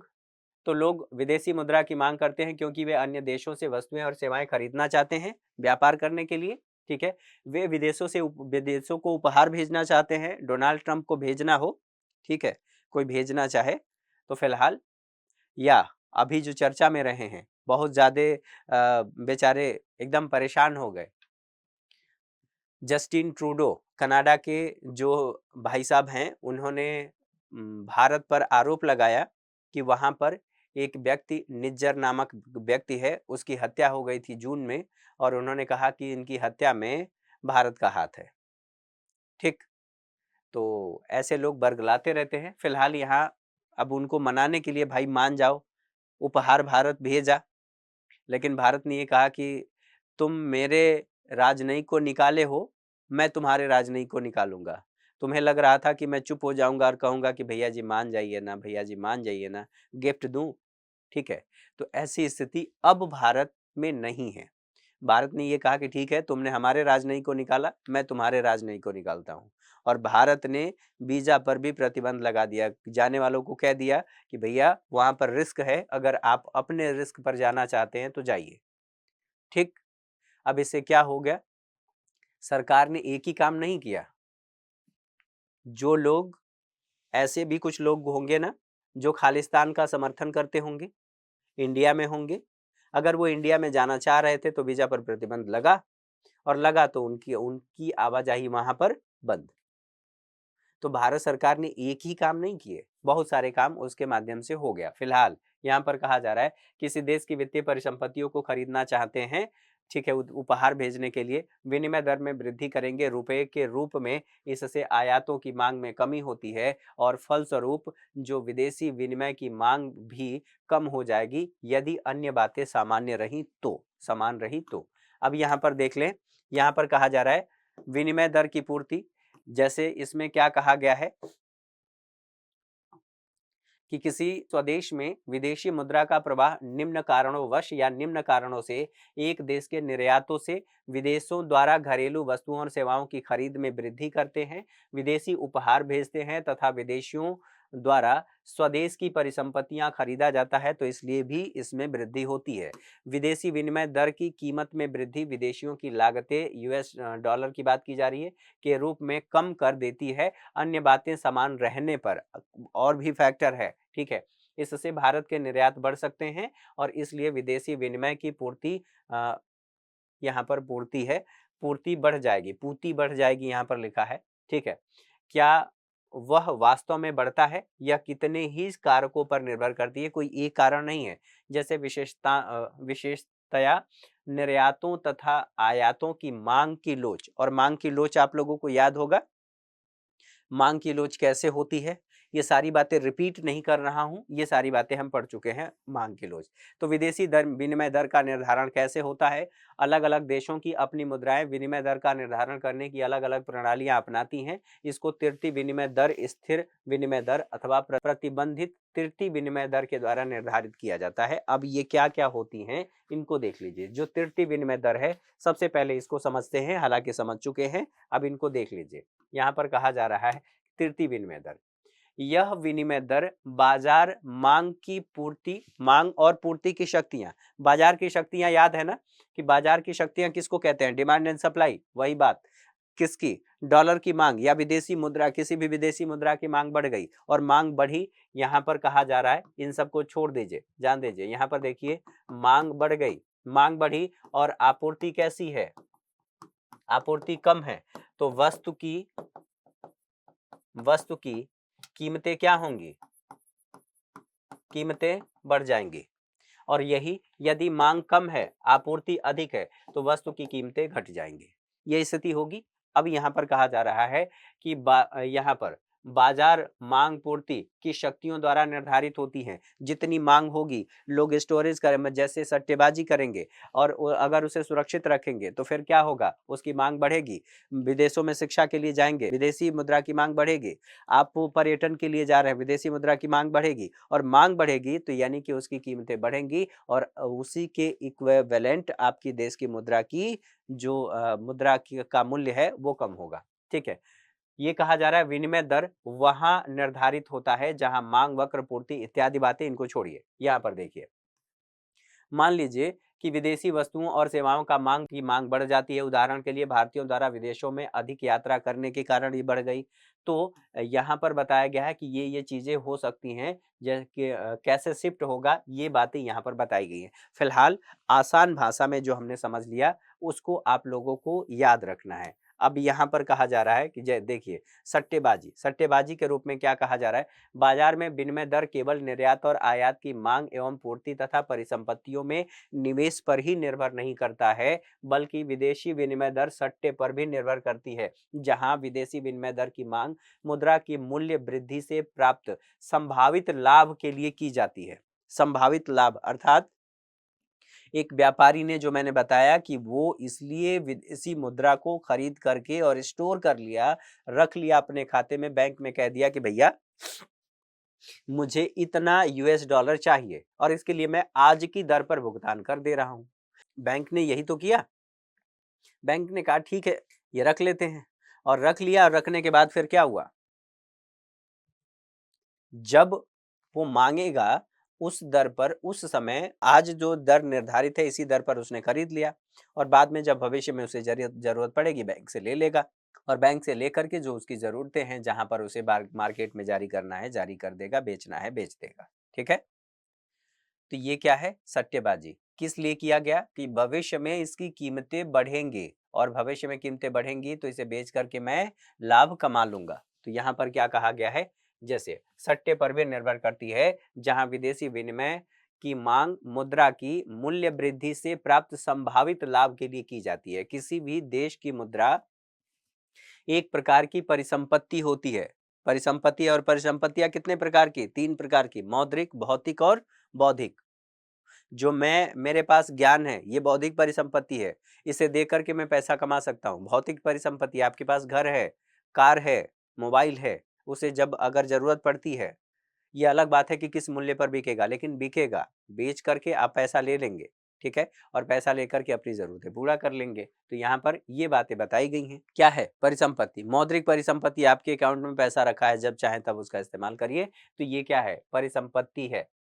यदि भारतीयों को यह विश्वास हो कि ब्रिटिश पाउंड के मूल्य में रुपए की अपेक्षा वृद्धि होने की संभावना है, तो वे पाउंड को अपने पास रखना चाहेंगे। उदाहरण के लिए, चालू विनिमय दर 80 रुपये प्रति पाउंड है और निवेशकर्ताओं को यह विश्वास है कि माह में, अर्थात माह के अंत में पाउंड के मूल्य में वृद्धि होने की संभावना है, तो यह 85 रुपये प्रति पाउंड तक हो सकता है। तो निवेशकर्ता यह सोचेगा कि वह 80,000 रुपये विक्रेता को दिए होते तो उसे 1,000 पाउंड खरीदेगा, तो माह के अंत में उसे इतना लाभ होगा। क्या होगा, बेच करके ये सारे लाभ प्राप्त हो जाएंगे जो मैंने आपको बताया।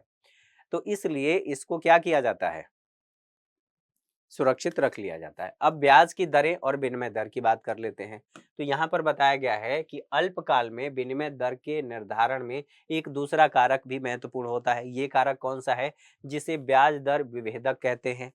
जैसे अर्थात देशों के बीच ब्याज की दरों में अंतर, देशों के मध्य, ठीक है। बैंक बहुराष्ट्रीय निगम हो सकते हैं, बहुराष्ट्रीय निगम मतलब बहुराष्ट्रीय कंपनियां, धनी व्यक्ति हो सकते हैं, साल निधि के स्वामी हो सकते हैं, जिसका अधिक आय प्राप्त करने के लिए ऊंची ब्याज दर की खोज में पूरे विश्व में संचालन होता है। यदि हम कल्पना करें कि देश ए में, यहां पर ए में सरकारी बंध पत्र पर ब्याज की दर 8% है। थोड़े समय के लिए समझिए कि अगर मान लिया गया कि जो बंध पत्र है, बंध पत्र का मतलब एक प्रमाण पत्र, ऐसे समझिए, ठीक है। आसान भाषा में सरकारी बंध पत्र पर ब्याज की दर 8% है, जबकि उसी के समान सुरक्षित बंध पत्र का दूसरे देश में अर्थात देश बी में क्या है, 10% मिल रहा है, ठीक है। 10% की आय होती है तो ब्याज दर विभेदक 2% होगा। अर्थात यहां पर एक देश में, ये ए नामक देश है, यहां पर ब्याज कितना है, ब्याज हमने कहा कि यहां पर 8% मिल रहा है। ये बी नामक देश है, यहां पर जो ब्याज है ये कहा गया कि कितना है, यहां पर 10% है। तो यहां पर 2% क्या कहा जा रहा है कि यहां जो 8 और 10, यहां बचता कितना है, 2। तो ये 2% क्या है, विभेदक प्रतिशत है, 2%, ठीक है। तो यहीं पर और कहा जा रहा है, देश ए का निवेशकर्ता जो एक देश में निवेश किया है, देश ए नामक निवेशकर्ता देश बी की उच्च ब्याज दर की ओर आकर्षित होंगे और अपने देश की मुद्रा को बेचकर बी की मुद्रा का क्रय कर लेंगे। तो अगर बी की मुद्रा का क्रय कर रहा है, वो अपने देश की मुद्रा को बेच दिया और बी की मुद्रा को खरीद लिया, तो यहाँ पर क्या हुआ, बी नामक देश की मुद्रा की मांग बढ़ गई, और बढ़ गई तो उसके मुकाबले फिर विनिमय दर भी बढ़ जाएगा। इस स्थिति में बी देश के निवेशकर्ता भी अपने देश में निवेश करना चाहेंगे और इस प्रकार देश ए की करेंसी की कम मांग करेंगे, और कम मांग करेंगे तो उसकी वैल्यू कम हो जाएगी। इसका अर्थ यह है कि देश ए की करेंसी का मांग वक्र दाईं ओर, अर्थात इत्यादि इत्यादि बातें जो उसमें डायग्राम बना करके दिखाया गया है। तो सोचिए कि ये भारत है, ये यूएसए है। यहां पर क्या हुआ, थोड़ी देर के लिए समझ लीजिए कि यहां पर ब्याज दर अधिक मिलने लगा। तो यहां से व्यक्ति क्या करेगा, अपना पैसा लगा निकाल करके और यहां पर लगा देगा। इसकी मांग बढ़ गई और इस देश की जो मुद्रा की मांग है वो कम हो गई। तो यही बताया जा रहा है कि अन्य भी कारक होते हैं जो शिफ्ट करते हैं और इसकी स्थिति को, अर्थात मुद्रा की मांग को निर्धारित करते हैं, और उससे जो विनिमय दर है वो निर्धारित होता है। अब अगली बात, आय और विनिमय दर। जब आय में वृद्धि होती है तो उपभोक्ताओं के व्यय में भी वृद्धि होगी। भैया पहले मेरी आय कितनी थी, 1 लाख रुपए, ठीक। अब मेरी आय हो गई 1.5 लाख। अब पहले मैं बाइक से चलता था, अब मैं कार से चलूंगा, है ना। अरे मैं नहीं, आपकी बात कर रहा हूं, आप लोग चलेंगे, है ना। तो अब ऐसी स्थिति में क्या होगा, यहाँ उपभोक्ता के व्यय में वृद्धि हो गई, व्यय में वृद्धि हुई ना, बाइक से कार पर शिफ्ट हो गए, ठीक।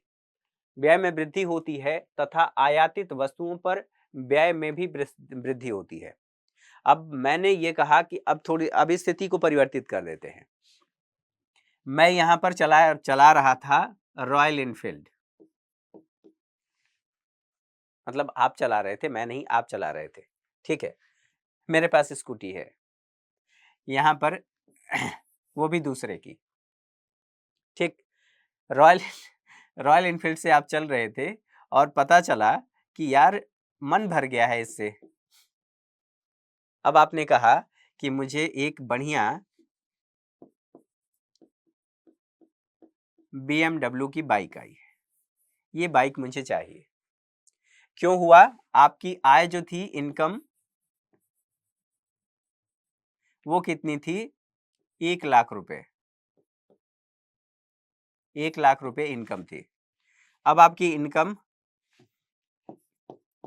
2 लाख हो गई। आपने आपने कहा कि BMW की बाइक ले लेते हैं, BMW की आपने बाइक ले ली, और बाइक ले जैसे लिया तो यहाँ पर आयात बढ़ा, यहाँ पर क्या हुआ, इसके मुकाबले यहाँ पर उपभोग व्यय बढ़ गया। तो BMW भारत की कंपनी थोड़ी है, इसका तो हम क्या करेंगे, आयात करेंगे। अगर आयात करेंगे तो फिर यानी कि डिमांड बढ़ रही है, और फिर इससे वही बताया जा रहा है, आय और विनिमय दर जब व्यय में वृद्धि होने की संभावना होती है, जब आयात बढ़ता है तो विदेशी विनिमय दर की जो मांग है वो बढ़ जाती है, मतलब विदेशी जो विनिमय दर है वो बढ़ जाता है। आयात की ही तो बात हो रही है, ठीक है। तो ये कैसे हो रहा है, आय बढ़ने की वजह से। मांग तो हो रही है, आयात तो हम कर रहे हैं, लेकिन आयात किस कारण से हो रहा है ये देखना जरूरी है। तो इसलिए हो रहा है क्योंकि हमारी आय बढ़ गई है। क्लियर है, ये बातें हमने समझ लिया। घरेलू निर्यात में वृद्धि होगी जिससे विदेशी विनिमय दर की पूर्ति वक्र बाहर की ओर शिफ्ट होगा, संतुलन की स्थिति इत्यादि इत्यादि बातें, ठीक है। अब बात एक और आती है यहाँ पर, ये कहा जा रहा है कि जो दीर्घकाल में विनिमय दर, और दीर्घकाल में विनिमय दर क्या, इसको समझ लीजिए। यहाँ पर कहा जा रहा है दीर्घकाल में नम्य विनिमय दर प्रणाली में विनिमय दर के संबंध में पूर्वानुमान करने के लिए क्रय शक्ति समता अर्थात परचेजिंग पावर पैरिटी का उपभोग किया जाता है। इस सिद्धांत के अनुसार जब कोई व्यापारिक अवरोधक जैसे मान लीजिए टैरिफ लगा दिया गया, टैरिफ और कोटा, टैरिफ का मतलब यह है कि आप ए नामक देश से जो आयात कर रहे थे, ये बी नामक देश है, ये दो देश है, तो यहां से जो वस्तु आ रही है इस पर हमने ये कहा कि पहले हम 10% ले रहे थे टैक्स, अब यहां पर हम करेंगे 15%, ठीक। तो बढ़ गया, और बढ़ने के साथ साथ और क्या, दो तरीके से हो सकता है, एक तो ये टैरिफ बढ़ा दिया गया, इसको कहा गया यह टैरिफ है, और दूसरी बात हमने ये कह दिया कि भैया जो यहाँ से आयात हो रहा है, ये पहले हम मंगाते थे 100 वस्तु, अब हम मंगाएंगे 80 वस्तु। कितना, 80 वस्तु। ऐसी स्थिति में क्या होगा, अब यहाँ पर देखिए, दो कोटा की मात्रा सीमा नहीं होंगे तो विनिमय दर स्वतः समायोजित हो जाएगा, ठीक है। स्वतः समायोजित क्योंकि लेन देन बराबर चलता रहेगा। इससे एक प्रकार के उत्पादन की लागत चाहे भारत में रुपए में या संयुक्त राज्य अमेरिका में डॉलर में अथवा जापान में येन में क्यों न हो, यहाँ पर समान ही रहेगा क्योंकि फ्लो ज्यादा हो रहा है, ठीक है। फ्लो आसानी से हो रहा है, तो जो उसका मूल्य है, विदेशी मुद्रा का मूल्य, आप ऐसे विनिमय दर कह लीजिए, वो जो लागत है वो लगभग बराबर होगा, और लगभग बराबर होगा तो ये संतुलन की स्थिति आ सकती है। तो ये बातें यहाँ पर, इन सभी बातों को हम लोगों ने देख लिया। अब जो यहाँ पर एक एक करके जो इसमें बातें बताई गई थी, हम लोगों ने सॉरी इन सभी बातों को समझ लिया। इन सभी बातों को समझने के साथ अब बात आती है, यहीं पर एनसीईआरटी में ही बताई गई है, स्थिर विनिमय दर। अब स्थिर विनिमय दर किसको कहते हैं, इस विनिमय दर प्रणाली में सरकार विनिमय दर का एक स्तर विशेष दर निर्धारित करती है। अब होता क्या था, देखिए,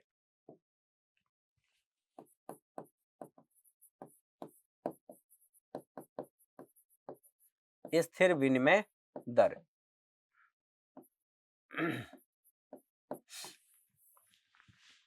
एक स्थिर विनिमय दर है, उसी के आधार पर सब कुछ हो रहा है। लेकिन ये किसके आधार पर और कैसे निर्धारित हो रहा है, किस तरह से हो रहा है, ये बातें समझना जरूरी है। तो स्थिर विनिमय दर में हमने ये कहा, यहाँ पर देखिए, इस विनिमय दर प्रणाली में सरकार विनिमय दर का निर्धारण एक स्तर विशेष दर पर निर्धारित कर देती है। यहाँ पर यह कहा गया है कि फिर भी मान लीजिए कि भारत सरकार किसी कारणवश निर्यातों को बढ़ाना चाहती है।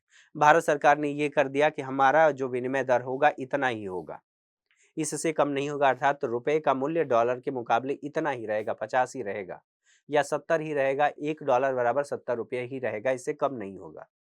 लेकिन अगर हमें मान लीजिए कि अपना निर्यात बढ़ाना है, यहां पर निर्यात को हम बढ़ाना चाह रहे हैं, ठीक है। यहां पर सरकार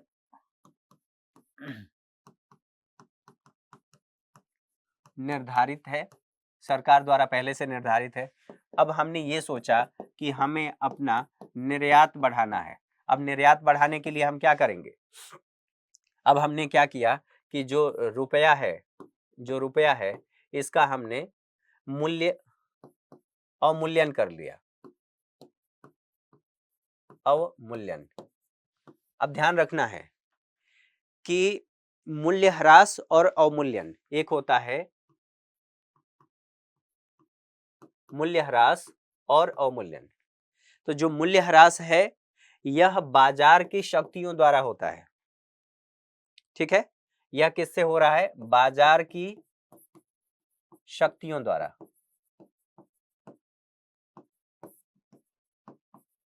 ठीक है, मांग और आपूर्ति के वजह से। कैसे? डी और एस। लेकिन यहां पर जो अवमूल्यन हो रहा है ये कौन कर रहा है? ये सरकार कर रही है, अर्थात सरकार के द्वारा जानबूझकर के किया जा रहा है। किस लिए?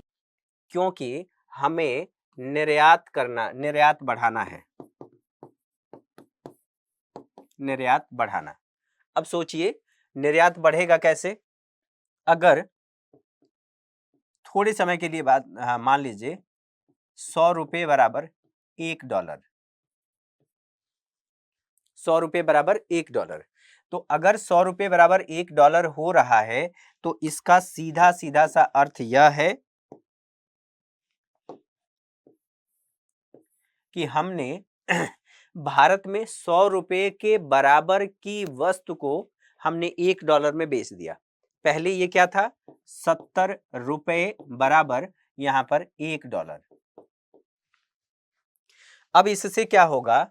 जो आयातक है, आयातक ये सोचेगा कि भारत में $1 में 100 रुपये के बराबर वस्तु मिल रही है, तो यहां से आयातक अपना आयात क्या करेगा? बढ़ा देगा। और जब बढ़ाएगा तो इसका मतलब क्या हुआ? भारत को या जो भी देश है उसे डॉलर की प्राप्ति अधिक होने लगेगी। लेकिन ये तब होगी जब उस देश का उत्पादन क्षेत्र मजबूत हो, अर्थात वहां पर उत्पादन बढ़िया हो रहा हो, तभी तो होगा, अन्यथा कैसे होगा? नहीं हो पाएगा। ये बातें हम लोगों ने यहाँ पर देख ली कि ये तब होगा। और यहाँ पर जो अवमूल्यन है ये सरकार के द्वारा किया जा रहा है, और जो मूल्यह्रास है यह बाजार की शक्तियों के द्वारा हो रहा है। ठीक है, ये जानबूझ करके किया जा रहा है। भारत में भी 1991 के बाद किया गया था, भारत में भी किया गया है, आप 1991 के आसपास। ठीक है, एग्जैक्ट डेट अभी स्किप कर रहा हूं मैं। फिलहाल जो अवमूल्यन किया गया था वो इस उद्देश्य से किया गया था कि हमारा निर्यात बढ़े और हमें विदेशी मुद्रा की प्राप्ति हो। चीन कई बार अवमूल्यन कर चुका है, लेकिन उसके अवमूल्यन का प्रभाव भारत पर भी पड़ता है। ऐसा नहीं है कि एक देश अगर अवमूल्यन कर दे तो दूसरा देश उससे प्रभावित नहीं होगा, दूसरा देश भी प्रभावित होता है, ये भी ध्यान रखेंगे। ये सारी बातें आपको फाउंडेशन कोर्स में पढ़ाया जाता है। फिलहाल इन बातों को आप लोगों ने समझ लिया। तो यहाँ पर निर्यात बढ़ाने के लिए इस हमारे पास क्या उपाय होता है? हम क्या करते हैं? तो मुद्रा का अवमूल्यन। ठीक है, अवमूल्यन कर दिया जाता है, और अवमूल्यन की वजह से इसका परिणाम ये होता है कि मांग में वृद्धि हो जाती है। क्लियर है? मांग में वृद्धि हो जाती है। इन बातों को समझने के साथ साथ अब यहीं देखिए, यहां पर ये सारी बातें हम लोग देख चुके हैं, एक एक करके हम लोग समझ चुके हैं। ठीक है, अब तृतीय और तृतीय और स्थिर विनिमय दर प्रणालियों के गुण और दोष के बारे में बात कर ले। तो यहां पर देखिए, विनिमय दर, स्थिर विनिमय दर प्रणाली का मुख्य लक्षण यह विश्वसनीयता है कि सरकार एक निश्चित स्तर पर विनिमय की दर को बनाए रखने में सक्षम होगी। स्थिर विनिमय दर प्रणाली के अंतर्गत यहाँ पर यहाँ बहुधा होना चाहिए। बीओपी में आधिक्य अथवा घाटा होता है। सरकारी आरक्षित कोष का उपयोग कर सरकारें इस लोप को पूरा करने के लिए हस्तक्षेप करती हैं। पूरा करने के लिए आप कैसे? यदि लोगों को यह पता चल जाए कि सरकार के पास आरक्षित कोष कम है, तो वे सरकार की स्थिर दरों को बनाए रखने की क्षमता पर संदेह करने लगते हैं। ठीक है, संदेह करेंगे कि जो सरकार के पास कम है, अगर भंडार कम है तो फिर इसके मूल्य में फ्लक्चुएशन आएगा। तो ऐसी स्थिति में इससे अवमूल्यन का अनुमान बढ़ेगा, और जब ये स्थिति होगी, जब यह विश्वास किसी मुद्रा को आक्रामक खरीद में बदल जाती है और सरकार को मुद्रा के अवमूल्यन के लिए बाध्य कर देती है, तो इस मुद्रा पर अनुमानित आक्रमण कहते हैं। ठीक है, स्थिर विनिमय दरें इस तरह के आक्रमणों से उन्मुक्त होती हैं, अर्थात दूर होती हैं, आप ऐसे कह लीजिए, जैसा कि ब्रेटन वुड्स प्रणाली के पतन से पूर्व देखा गया था। स्थिर विनिमय दर प्रणाली सरकार को अधिक नम्यता प्रदान करती हैं और इसे विदेशी मुद्रा के विशाल कोषों का स्टॉक नहीं रखना पड़ता है। अर्थात मान लीजिए सरकार के पास स्टॉक कम हो गया और जैसे ही स्टॉक कम हुआ, बाजार में फ्लक्चुएशन आने लगा, अविश्वास इसकी स्थिति उत्पन्न होने लगी, और उस अविश्वास की स्थिति उत्पन्न हो रही है। तो इसके लिए जो पहले जो ब्रेटन वुड्स जो सम्मेलन है, उस ब्रेटन वुड्स सम्मेलन की अभी बात करेंगे। ब्रेटन वुड्स सम्मेलन क्या है और उसमें से कौन कौन सी संस्थाएं, वर्ल्ड बैंक और IMF इत्यादि, उसकी बात करेंगे। फिलहाल यहाँ पर अभी इसको समझिए। ऐसी स्थिति में सरकारें पहले क्या करती थी कि स्थिर विनिमय दर का प्रयोग करती थी, और स्थिर विनिमय दर रहेगा तो फिर इस तरह की समस्या का समाधान अपने आप ही हो जाएगा। ठीक, तो ये हम लोगों ने देख लिया। तो इससे बीओपी के आधिक्य और घाटे की स्वतः देखभाल कौन? सरकार कर लेगी। इसके अलावा भी देश अपनी मौद्रिक नीतियों के संचालन के लिए स्वतंत्र होते हैं और मुद्रा की आपूर्ति को सुनिश्चित करते रहते हैं। हम लोग इसके बारे में पढ़ चुके हैं। किसके बारे में? तो मौद्रिक नीति के बारे में। प्रतिबंधित तृतीय किसी औपचारिक अंतर्राष्ट्रीय समझौते के बिना विश्व के उत्तम विनिमय प्रणाली का उदय हुआ। यहाँ पर जो विश्व में अब जो विनिमय दर देखने को मिलता है, वह किसी समझौते का परिणाम नहीं है। अर्थात सरकारें यहाँ पर हस्तक्षेप नहीं कर रही हैं। बाद में पहले हमारे देश में स्थिर विनिमय दर की प्रणाली थी, अब उसे बदल दिया गया है। बदल दिया गया है तो आप ऐसे कह सकते हैं मिश्रित या नम्य जो विनिमय दर प्रणाली है उसको अपनाया गया है। उसके आधार पर यह किया जाता है कि जैसे मान लीजिए आप एक कंपनी है, MNC है, ठीक है, MNCs है, और आपने भारत में निवेश किया है। कहां पर? भारत में। भारत में निवेश किया है, आपको हुआ है लाभ। क्या हुआ है? लाभ। अब इस लाभ को आप लेकर के जाना चाहते हैं, तो लेकर के जाने के लिए आपको क्या करना पड़ेगा? अब यहां पर परिवर्तन होगा। परिवर्तन किस में? विदेशी मुद्रा में। ठीक है, विदेशी मुद्रा में परिवर्तन होगा। तो अब जो आरबीआई है, भारत की आरबीआई केंद्रीय बैंक, ये कहेगी कि भैया आप एक काम करिए, 60% जो आपकी मुद्रा है उसे हम बाजार दरों पर, यानी कि बाजार कीमतों पर हम परिवर्तित करके देंगे, और 40% जो है वह हम आरबीआई निश्चित करेगी, निर्धारित करेगी, उस दर पर परिवर्तित करके दिया जाएगा। तो यहाँ पर भारत में यह स्थिति है। पहले स्थिर विनिमय दर प्रणाली भारत में थी, अब जब इसको किया जा रहा है, मुद्रा की परिवर्तनीयता की बात होती है कि मुद्रा की परिवर्तनीयता कैसे और कितनी मात्रा में किस आधार पर होती है, तो वो मुद्रा की परिवर्तनीयता है। फिलहाल ये बात हम लोगों ने समझ लिया। ठीक है, अब यहां पर इन बातों को समझने के साथ साथ अब यहां पर बात आती है कि जो विनिमय दर प्रबंधन अंतर्राष्ट्रीय अनुभव, तो यहीं पर कहा गया कि विनिमय दर का निर्धारण कैसे हो रहा है, किस तरह से चीजें चल रही हैं। तो ये सारी बातें हम PDF से ही देख लेते हैं। जो बातें थी हम लोगों ने PPT और उसको हम लोगों ने समझ करके देख लिया। अब यहाँ पर क्या स्थिति थी, कैसे इसका निर्धारण हो रहा था, अब इसको देखिए। विनिमय दर प्रबंधन अंतर्राष्ट्रीय अनुभव क्या कहता है? तो अंतर्राष्ट्रीय अनुभव, इसमें क्या क्या बातें हैं इसको मैं पढ़ देता हूं, फिर आगे बढ़ते हैं। स्वर्ण मान अर्थात जो हमारे पास गोल्ड है उसके आधार पर पहले चीजें निर्धारित होती थी। तो कैसे? अब मान लीजिए हमारे पास गोल्ड है, ठीक है, और हमने कहीं रखा और रख करके हमने उसका निर्धारण कर लिया कि इसी के आधार पर, और कई देशों की जो मुद्राएं थी वो मुद्राएं सोने की ही होती थी, गोल्ड की होती थी, तो उनका मूल्य लगभग बराबर होता था, चीजें चलती रहती थी। स्वर्ण मान के आधार पर यह निर्धारित हो गया। लेकिन पता चला कि सोने की खोज भी अधिक होने लगी और इसकी मांग भी अधिक होने लगी। तो इस व्यवस्था में आगे चल करके परिवर्तन धीरे धीरे आने लगा, और परिवर्तन कैसे कैसे आ रहा है वही बातें इसमें बताई गई हैं।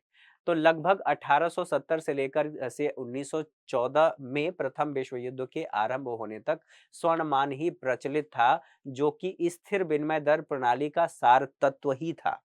अर्थात किस आधार पर हम स्थिर विनिमय दर अपना रहे थे कि उतने के बराबर जो हमने मुद्रा जारी किया है उतने के बराबर हमारे पास गोल्ड है, और जब ये स्थिति है तो फिर हमने उसी के आधार पर स्थिर विनिमय दर प्रणाली को अपना लिया। ठीक है, सार तत्व ही था। सभी करेंसियां सोने के रूप में परिभाषित की जाती थी, और साथ ही वास्तव में कुछ तो सोने का की ही बनी होती थी। प्रत्येक सहभागी देश एक निश्चित कीमत पर अपनी मुद्रा को मुक्त रूप से परिवर्तनीयता की गारंटी देने के लिए प्रतिबद्ध था। आगे ये कहा गया है, इसका अर्थ यह था कि प्रत्येक देश के निवासी अपने देश की घरेलू मुद्रा का दूसरी परिसंपत्तियों अर्थात सोना के रूप में एक निश्चित कीमत पर मुक्त रूप से परिवर्तन करा सकते थे या कर सकते थे। सोना अंतर्राष्ट्रीय अदायगी के रूप में स्वीकार्य था। इससे यह भी संभव हुआ कि एक निश्चित कीमत पर प्रत्येक देश की मुद्रा दूसरे किसी देश की मुद्रा के रूप में परिवर्तनीय योग्य बन गई। विनिमय दरों का निर्धारण सोने के रूप में जो उस समय हो रहा था, सोने के रूप में उस मुद्रा के मूल्य के द्वारा होता था। जहां सोने की ही मुद्रा होती थी वहां उसकी वास्तविक सोने की मात्रा होती थी। उदाहरण के लिए मुद्रा ए की एक इकाई का मूल्य 1 ग्राम सोने के बराबर था। मुद्रा बी का मूल्य, यहाँ पर मूल्य मुद्रा ए के मूल्य का दोगुना होता था, जहां पर सोने की मुद्रा हुआ करती थी। ठीक है, इसके साथ साथ आर्थिक एजेंट की बात करें तो आर्थिक एजेंट के रूप में जो बातें हैं, वो आर्थिक एजेंट हम लोग पहले भी पढ़ चुके हैं कि आर्थिक एजेंट कौन होते हैं।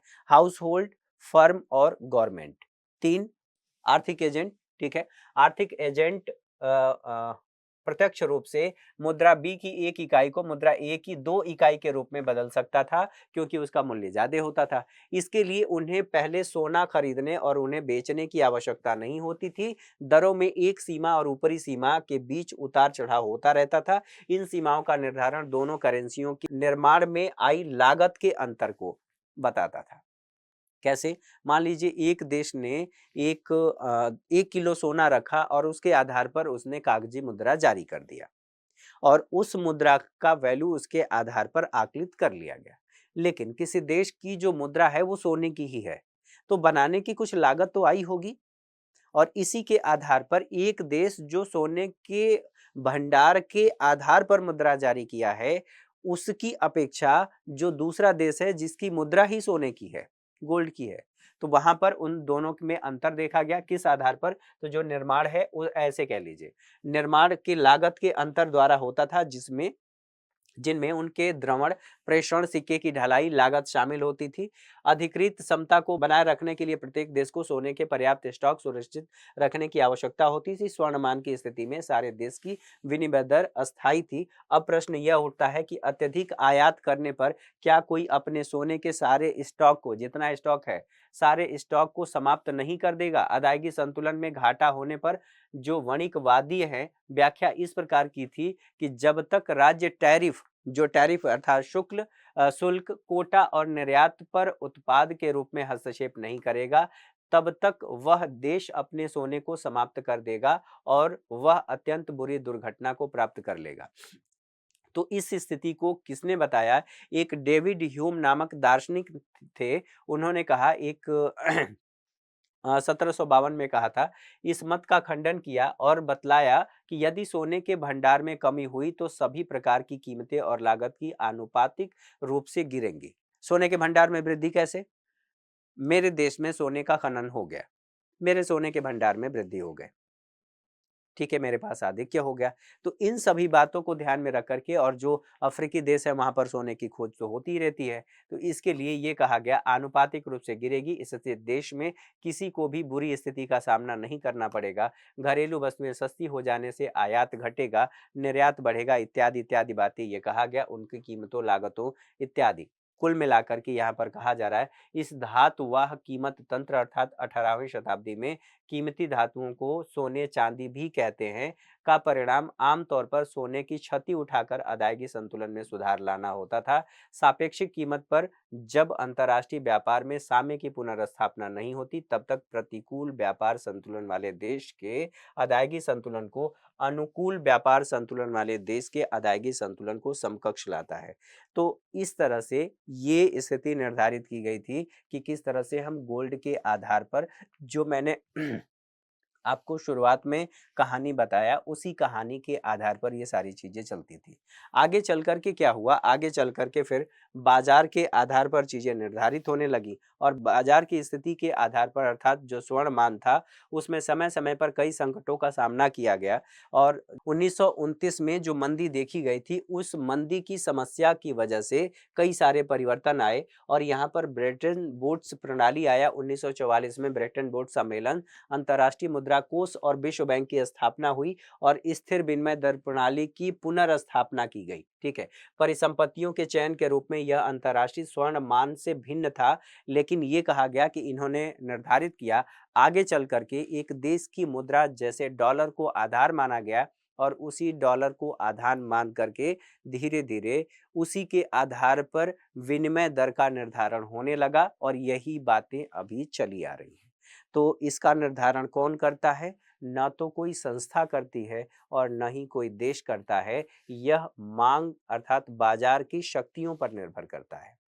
बाजार की शक्तियां यानी कि डिमांड एंड सप्लाई पर ये निर्भर करता है। ठीक है, यहाँ तक बातें आप लोगों ने समझ लिया। तो ये जो इसमें सारी बातें लिखी गई हैं, वो संक्षेप में जो हमें समझना था वो हमने समझ लिया। ठीक है, ब्रेटन वुड जो सम्मेलन है वो सब कुछ हम लोगों ने देख लिया। यहाँ पर देखिए वर्तमान सादृश्य ये कहा गया है, यहीं पर बताया गया कि 2000 में इक्वेडोर ने डॉलरीकरण की नई व्यवस्था अपनाई और घरेलू मुद्रा को छोड़कर संयुक्त राज्य अमेरिका के डॉलर को स्वीकार कर लिया, और इसके बाद से यह स्थिति चली आ रही है। तो इस आधार पर जो ये बातें कही गई, आज का हमारा जो ये लेसन था ये खत्म होता है। आई थिंक आप लोग आप लोगों को मैसेज दिया गया था कि आप अपना क्वेश्चन भेज दीजिए जो डाउट सेशन में लिया जाना है, और उसके आधार पर हम एक सेशन अलग से कर लेंगे, और जो भी आप लोगों के डाउट्स हैं उसे हम क्लियर कर लेंगे।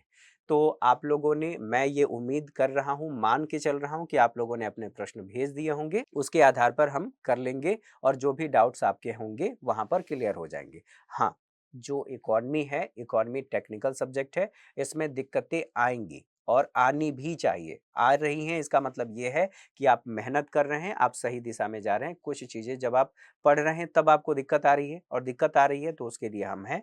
और बाकी अगर ऐसा कुछ भी लगता है कि नहीं हमें बात करनी चाहिए, तो आप मेल कर दीजिए।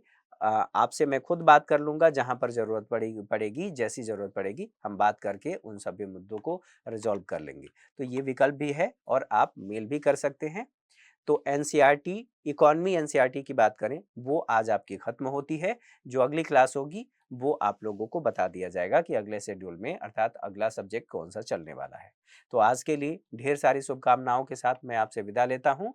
डाउट सेशन में मिलेंगे, तब तक के लिए नमस्कार, ढेर सारी शुभकामनाएं।